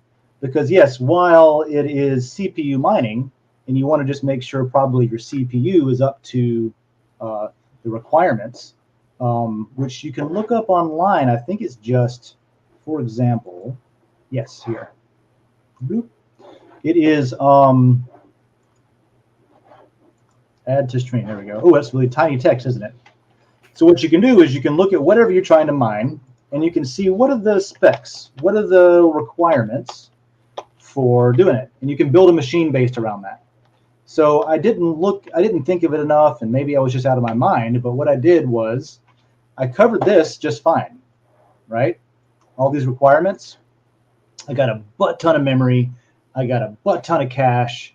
I got a dual socket server board, right, with two giant server CPUs on it. It is beautiful. All right, off to the races.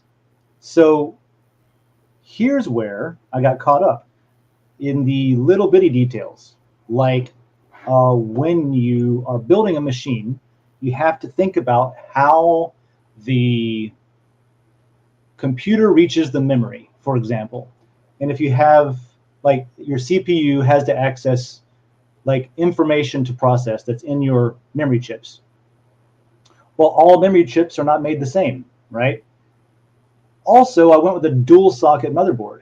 So I've got two CPUs, and I've got 16 slots to put memory in. Each CPU speaks directly to its memory that's right next to it, or it can go through the other CPU to go to the memory that's next to it.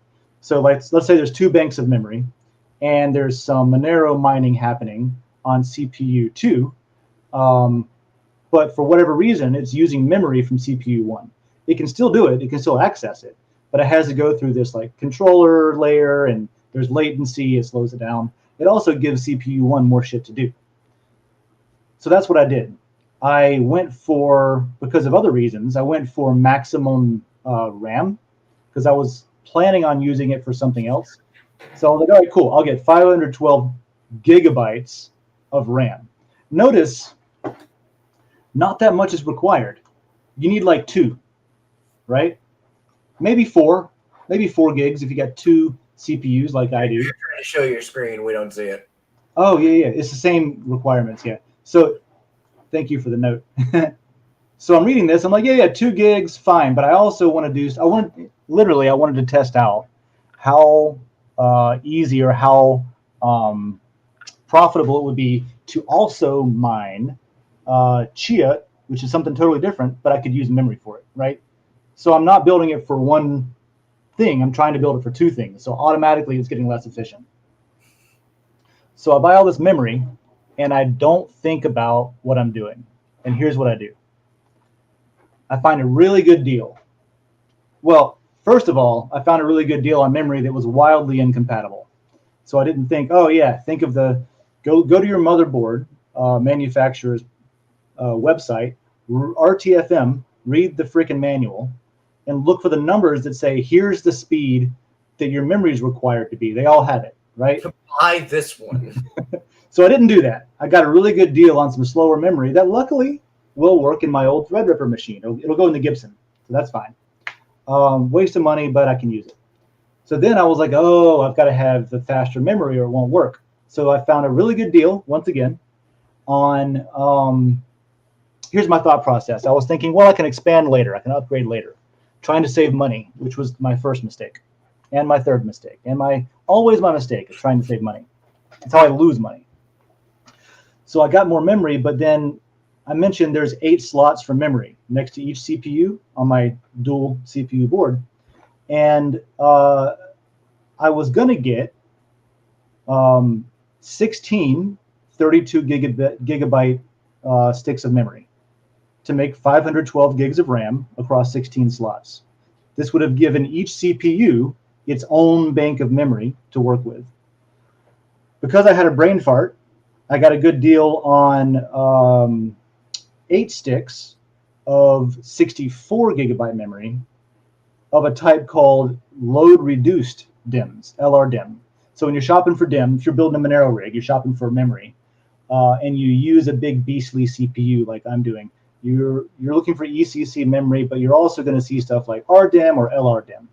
Well, LRDIMM is load reduced, which means each stick of memory, the CPU only has to go to that one stick of memory with its request for information, and then that one stick of memory has a chip that interfaces with the other chips on the memory to get the stuff out. So load reduced on the CPU. Regular not load reduced is where the CPU might go to 8 or 16 different spots on the same stick of memory. So the CPU's got more to do, but the latency is lower. It gets directly there, right? It would be preferable. So can you guess, either of you, the 2 mistakes? I kind of spelled them out, but there's 2 mistakes I made. David, you're a computer guy, a repairman, so you might know. I'm going to guess that load reduced memory was probably an issue. Well, the reduced number of sticks of RAM were an issue. Do you know why? I was wondering about that. Well, Yeah. I mean, because essentially the more sticks of RAM you have, the more it can access at one time. So if it's able to spread it out more across each lane, essentially. So Basically. Cutting your sticks in half, it's... So you're right. And the reason you're right is that if I was thinking, oh, I got the good deal, right? So I got half as many sticks, but it's the same capacity and the same speed. So I'm like, oh, okay, cool. I'll just get these over here. So what happened was I found out that all of the, Mladen, hello, you're late, but that's fine. You're just listening to us talk about nerdy Monero mining stuff and memory. So because there are 2 CPUs on the same board, the 8 sticks are populated next to CPU 1, and the banks of memory next to CPU 2 are blank. There's nothing in there, which is fine.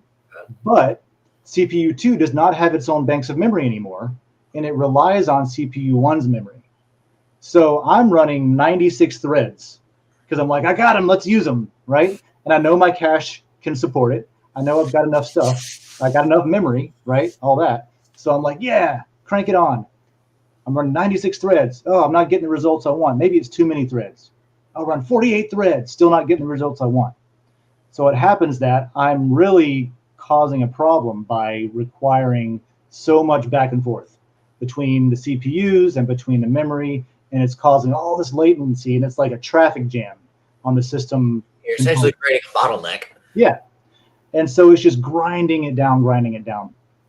And my solution to all of that is that I bought, for the 3rd time, I bought more memory this morning, today. Oh, you sent me a text about that. Yeah. I wondered about that. So here's the question, and this can be a bet, and I'll give somebody like 20 matter that gets closest to it, right? I know, for example, that right now in my stupid, bad, not very good configuration, where's my notes? I'm getting approximately how much hash rate? Not much. So your hash rate is how many guesses per second that your computer is doing to try to like mine that coin out of the ground, that kind of thing. You know what I mean? There it is. 25, a little over 25 kilohashes, right? What I should be getting is something along the lines of, here, let's look at, because we're going to try to make some educated guesses real quick. Monero hash rate. I got to look up some sort of, what do you call that? A list? List. Where you can see like different stuff. It's like where people What take they are. put them in an easy to read format. Yeah. Cool. Here we go. This is a great short list. So let me share this. So there's websites out there where you can look at other people's results. And this one's called hashrates.com. And you can say, all right, if I'm trying to buy something or if I want to look at what I've got to see if it's getting anywhere close to what it should, then cool, I can look here. Now I have, what did I say, 25? Yeah, so about 25 kilohashes. That is right about on par with, you see this top line here? A single 7502 32 core processor. Oh, God. So what I have, and that runs at 2.5 gigahertz, and it's got slower memory. So I've got, this is getting into the weeds of stuff, but this is like the second generation of EPYC CPUs. And so I have the third generation, which is faster. And so not only do I have the third generation, but I've also got two of them, and not just one. So just one of the older generation at a slower speed, so mine's at 3 gigahertz, this is 2.5, is getting what I'm getting today with two of the newer ones, right? I should be blowing it out of the water. I should be getting like, I don't know, 80, 100, not 25, right? Yeah, I mean, that's on the very high end, but like there's a considerable amount of not very good that I'm doing. At least 40, like, would be logical, at least. So, considering that I am demonstrably underperforming, and I'm only able to get like a third of what I expected or something, let's pick a number. From, what do you think? Let's do percentages. You think it'll go up or down? I'm going to take out the memory. There's no way it's going to go down. And I'm going to populate all 16 slots, right? With a total of, so it'll be 64 gigabytes per bank, total of 128. That doesn't matter as much, but all slots are filled, and I got single rank, not dual rank chips, if you know what that means. So with that, I'm going to wager that I at least double it. I think I'm going to double it. Probably. I think that because, like, I should at least be able to do, now this is a 24 core processor, not a 32, but I think I should at least be able to take my two 24 core newer processors and get the hash rate of at least two of the higher core count previous generations, right? There should be an uplift that makes it somewhere around there. So I'm going to go with 50K. I'm going to go with 50 kilohashes. John, I'm going to go with 50. That's a doubling. So that's a. I'm going to say it doesn't increase at all. I'm going to say you bought the wrong memory and it's not compatible with the CPU you have. So I'm going to say you bought the wrong one. You know, that's a non-zero chance. And you're going to have to revert back to the old one. That's my guess. You know what I want to see is I've got the old like original Threadripper. If the old memory and the old CPU performs well, maybe I'll do a bunch of those. We'll see. That'd be kind of neat. So John doesn't think it'll make a difference at all because it won't work. Yeah. I'm gonna be optimistic and say 60. Yeah, you think it'll blow my at least 55. At least cool. 55. I'm gonna say 60 though. We'll lock 60 in as my official.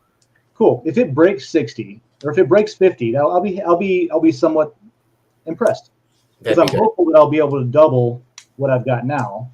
And if I do that, the last thing that I'll say about Monero mining, because this is not a comprehensive guide, is there are things called profitability calculators that are not correct, by the way, but you can get in the ballpark, right?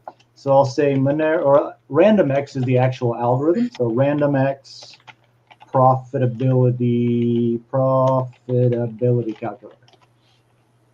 So let's plug that number in. Now that we've got an educated guess of why it might do better once.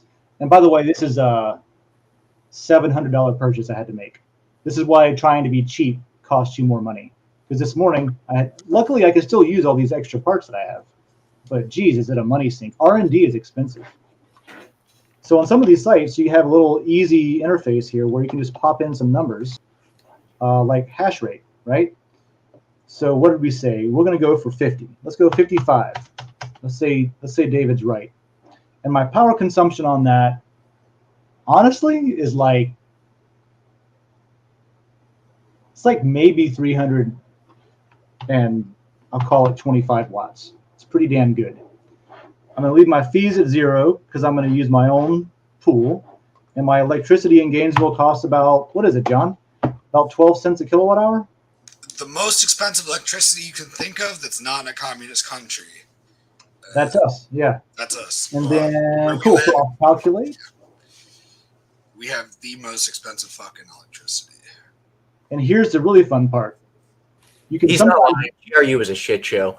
You can sometimes lose money on this, right? So we're doing all of this to say, if I have 55,000 hashes per second at this consumption rate and at this power cost, I'm going to be losing about $7 a week. Now, I don't think that's right, because I'm going to go to a different one. This is just to show you that two different websites are going to show two completely different things. So Monero mining calculator.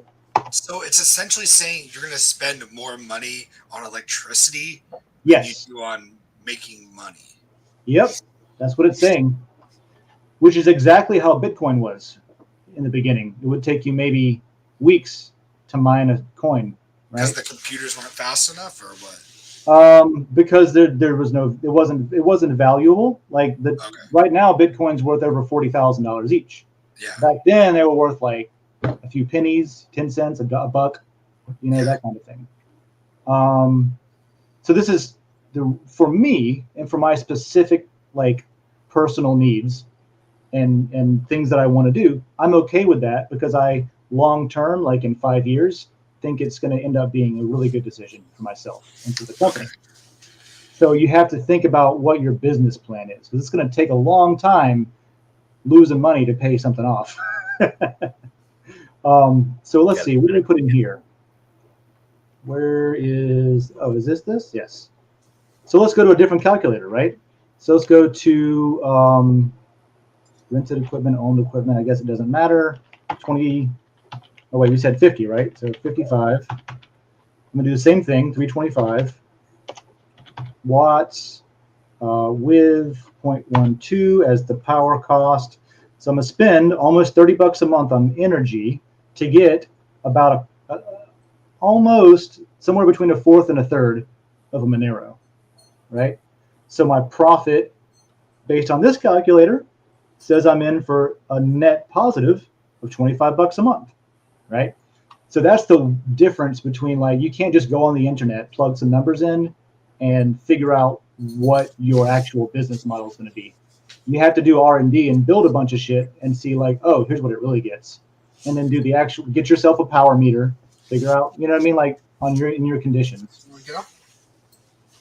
And then if you live somewhere cold, honestly, you're not losing any money in power because you are otherwise just going to be using it to heat your house. Just build your own heater, essentially. There's so many different, there's people that have miners hooked up to their ventilation where they have, like, it's snowing outside. You got a furnace that burns oil or fuel or whatever, gas.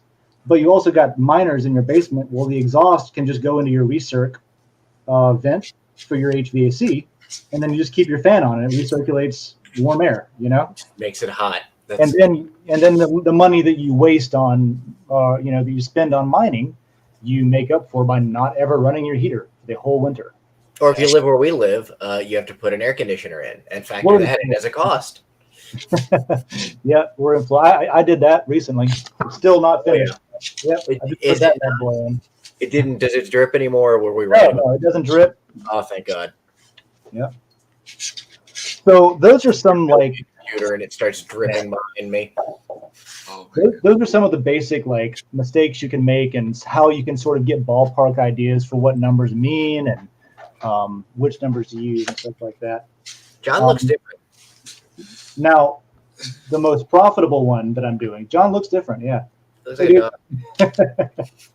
The most profitable one that I'm currently mining is called Oxen, which a minute ago, I'm not going to go into Oxen right now, but a minute ago I talked about how Monero was proof of work, where it's like one CPU is one vote, basically. If you happen to have a bunch of CPU time because you're a student and you get free Amazon web servers, you might be able to get free Monero. You know what I mean? Like that's absolutely happening, apparently.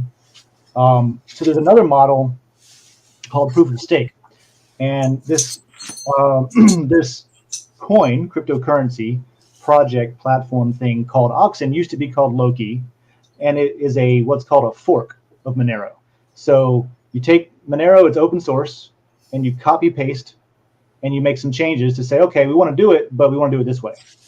So Oxen is a fork of Monero. It has changed from proof of work to proof of stake. So that's actually the most profitable thing I'm doing right now. Is running a service node, which is a whole different type of mining that doesn't use like a bunch of electricity at all. And instead of buying equipment like hardware and like gear and CPUs and processors to mine it, you would instead go buy some of the project's token, the Oxen token. So you take that, you put it in a VM, lock it up in a box, and say, all right, it's secure here, and everything that my box says is true because I've put my skin in the game, and if I lie, I lose my money potentially, right? So that's the way they solve mining over there. And that, honestly, I'm paying for a VPS, a server, with Oxen. The company accepts that token directly as payment, so I don't have to swap it on an exchange or anything. And I can use the money that I earn from the node to pay for the hosting. And I get like, I don't know, between like $100 and $300 a month. And it just kind of is in the background, not making heat, not using electricity. And at the same time, it supports a whole privacy network, Session, Messenger, and LokiNet and all that. So yeah, that's anything that I'm mining, I have like a personal reason to, and that's the Oxen thing, which is a different conversation. So which is not a bad thing. Having like a personal attachment towards the project you're supporting keeps you involved in it, even when things aren't great with it, because there's always downs. Especially whenever, like, you know, I can take the same money as, like, I can take let's say I take $15,000.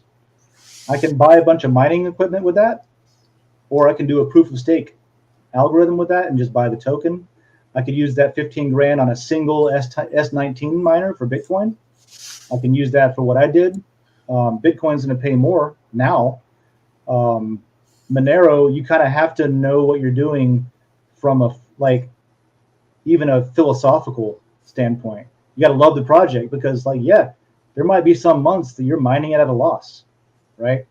But the number of tokens that exist is actually more scarce than Bitcoin until 2040 or something like that. So you have very similar assets. One of them much more mature, the other much more in its infancy.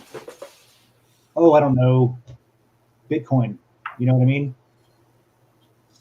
I feel like there's going to be another big fight because every time Bitcoin like gets a competitor that people start liking a lot, it gets to be a problem. But the fact of the matter is, everything in Monero was designed from the Bitcoin white paper conceptually.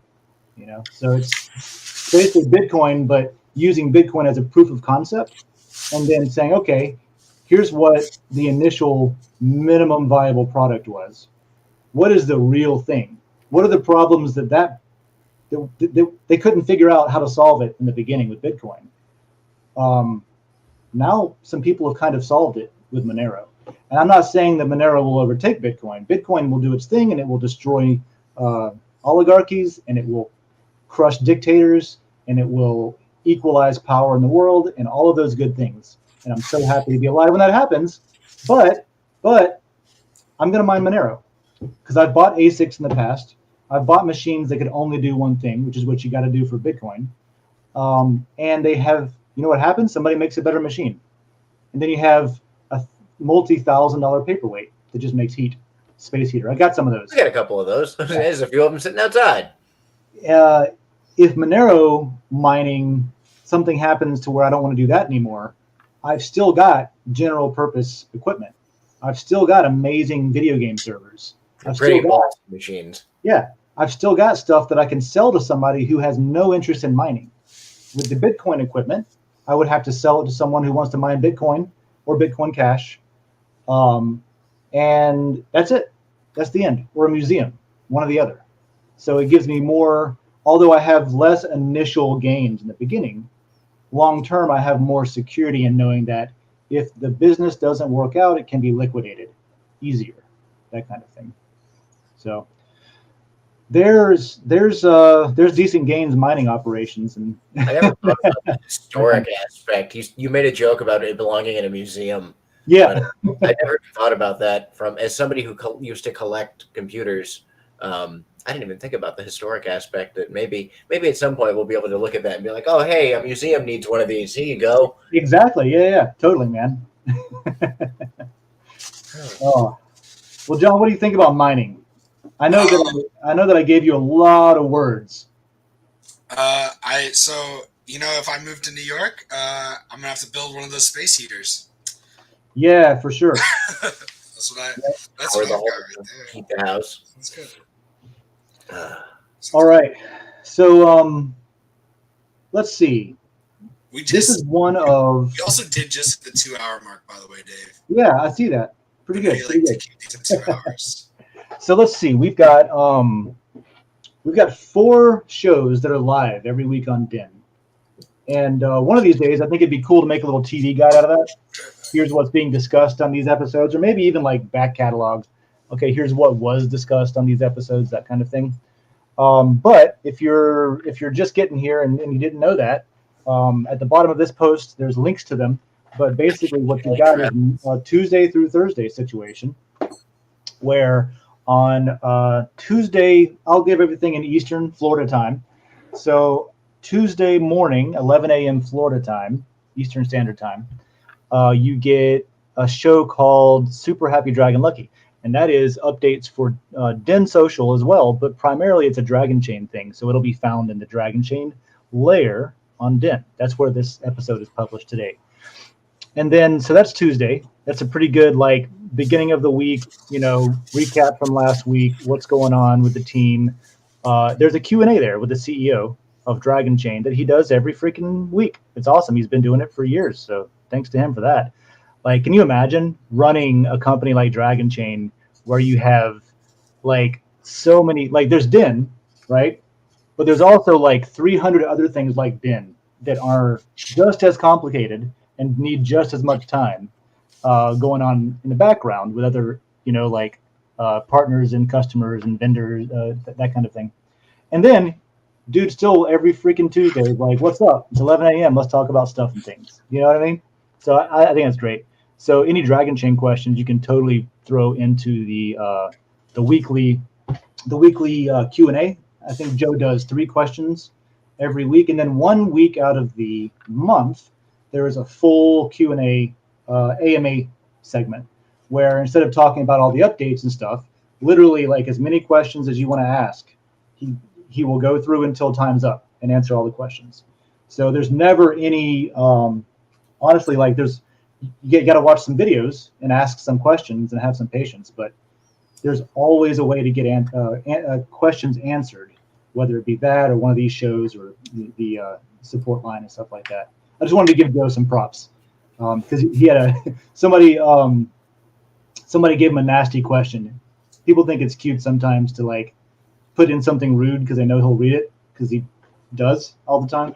So whoever that was, you were wrong. Dude works hard. Wednesday, the day after Super Happy, is this show. That's not this show. I was trying to highlight it. Coffee with Den. We do this one starting at 9 a.m. Florida time. That's Eastern again. And it usually lasts a couple of hours, as you're seeing. And it's just us waking up. Today was a lot of me talking to the other two hosts. Sorry, guys. Well, that's fine. The other two, at least one of us is out of it as can be at the moment. Yeah. The other one's John. Yep. Isn't always that way. But it's pretty lighthearted and casual. And this is a show that anybody can come up and talk on live. So there's a link every week to join the call live if you have specific things. Like if I was talking about the mining thing today and you were just getting lost and you wanted to jump in and say, hold on, wait a minute. Now you said this. Can you go back and talk about that? Verify this. This is a show that you can totally do that on, and I would love it. And I assume that John and David would love it too, I hope. I know I'm taking over the whole episode, I know. I love having guests on the show, actually. I was going to say, anytime that it doesn't even have to be what we're talking about at that moment. If you have something relevant, Den related, you just want to pop in at some morning and talk about, that's more than fine and would be fun. That's the beauty of this show is any topic is on topic, as long as, even if it's like posted as an article on Den somewhere, but has nothing to do with any of this, it can be talking about some flower in the garden layer. We can talk about that flower. I would love to talk about Den related. Yeah. So anything goes, that kind of thing. So that's now time at today, every week. And then on Thursday, there's two shows on Thursday to round out the week. There is the 11 o'clock spot again, a.m. Eastern time, Florida time, where we have World Blockchain Roundtable. And they have their own layer, WBRT. And that is not about Dragon Chain. And it is not about Den at all. It is about blockchain. It is about all blockchain. And there's a different topic every week. So last week, I think it was how blockchain has contributed to improving our quality of life and things like that, or cryptocurrency or whatever it was. Week before that was mining. So I was primed for this already from a couple of weeks ago. And what is the next one about? Let's find out real quick, because I need to know, because I'm going to be on this one. It's going to be about entertainment. Yeah. That's pretty cool, because then we can get into gaming and especially play to earn and things that are changing in the gaming industry and stuff like that. World Blockchain Roundtable usually has 4 to 6 or 7 guests, or hosts rather, and people who contribute questions to that get paid out, get rewarded, which is cool. That one's always fun too. Mm-hmm. And then the last one of the week is the Den.social, the governance call for Den. It's kind of like the Bizarro Coffee with Den, because with that one, it's like, there's actually, engineering decisions to talk about, or feature roadmaps, or community feedback to cover and things like that. So that's your business end. At the end of the week is 3 p.m. Eastern on every Thursday. So there's the shows that are live on Den. And then, tune in for coffee, and you'll hear me talk for 2 hours. And then, I don't know, now that I'm looking back on it, I feel bad. I just rambled about Monero for a long time. But that's what the whole point of the episode was on. We got a good demo in today. We talked about the world being a shit show, and people are able to turn off people's money, and that's terrifying. Yeah, all very relevant topics. So thanks for that. I need to listen to the news. John, let's hear about what you're doing, man. Since I didn't let you talk enough, what do you got going on that you want to tell people about, so we can have that conversation before we? Right now, I'm uploading a bunch of videos from my trip and from the festival, the cool. festival. So that's cool. I taught an improv workshop on Monday to 30 people. That was great. It was fun because I was like, okay, guys, workshop's over. They're like, can we keep going? I'm like, oh, that's nice. It's a free workshop, so it's like, hey, you know that thing you're already doing for free? Can you keep doing it? Can you continue doing that for free? You should have said, yeah, sure, for money. So for money. But I just I need to be better at just being nope, hey, I'm gonna stop teaching now. If you want to hang out and talk to me and chat and talk about stuff, then I can. Because then if you don't end on time, then you lose that Q&A portion, and essentially that time to sell people on other stuff, which I think is very valuable. But it was good. It was really good. And then also like Dave and David, if you want like to chat after this for a minute, I got like a kind of an interesting thing. All right. Might be able to do locally. I'm intrigued. I'm here for it. We'll talk about it next week. But I was like, well, I just want to run it by you first. Anything else? I got a show tonight. Dave, don't worry about it. You don't have to watch. And this is your Wednesday. This is your Wednesday evening improv show, right? Yeah, got that. And then I don't know. I just wrote a short story about somebody being put to death for killing a bird. It's a very fictitious and humorous story. It is not a kill a mockingbird, or what are you calling it? What? You calling it like to kill a mocking? Like what's the name of it? What kill a mockingbird. Oh, I called it.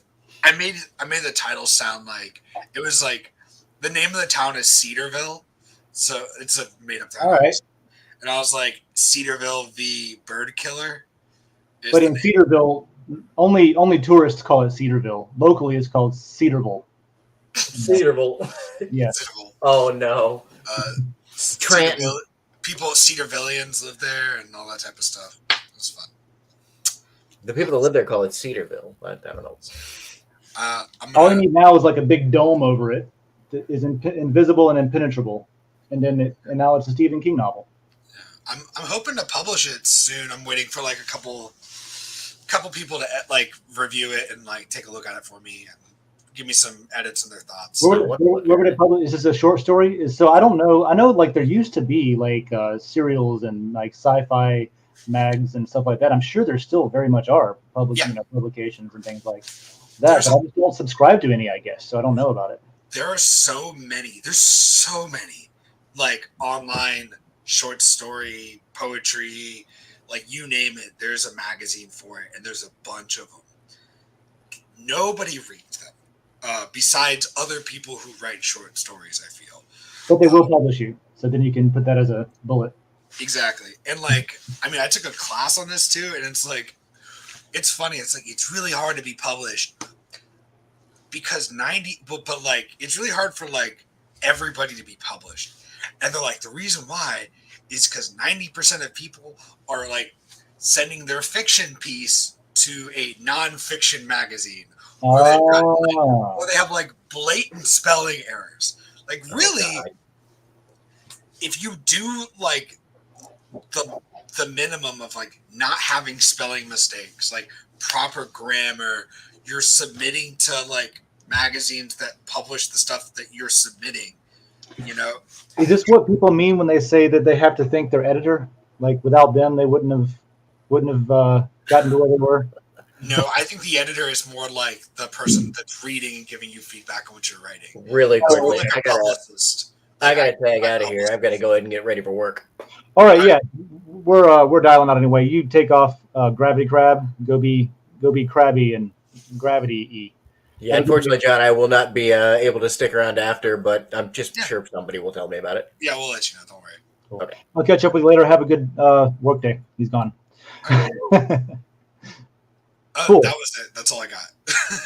Cool. Well, that's great. That's a lot of stuff, though, man. Like that's like there's a lot of it's creating and teaching and passing. Trying to like pass on information and hell, develop a community. Really, is difficult, hard stuff. So that's I don't know. And you're also traveling and writing and performing, and you got energy. Yeah. Whatever your stack is, I need to get on that, man. I don't know. Coffee. Yes. Coffee, man. That's the only thing that works for me. It's just copious amounts of caffeine. I'll be in New York next month too. Stuff like that. Right on, man. We'll talk about that when the time comes. I'm gonna get out of here because I got some stuff to do. I'll hang out after. We can chat for a second. But otherwise, as always, here's that awesome song that y'all weird came up with, and we have an advertisement with it playing in the background. So thanks, everyone. I hope you like the show. We'll see you next week. Same time, same day. Adios. Bye.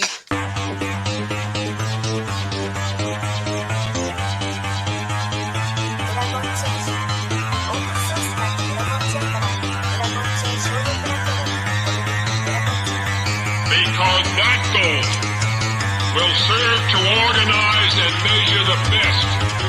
Adaptable, raw capital, label radical yet rational. A tactical approach is palpable if this animal is fallible. But that conclusion is laughable, so with for all detachable from the mandible, you see it now.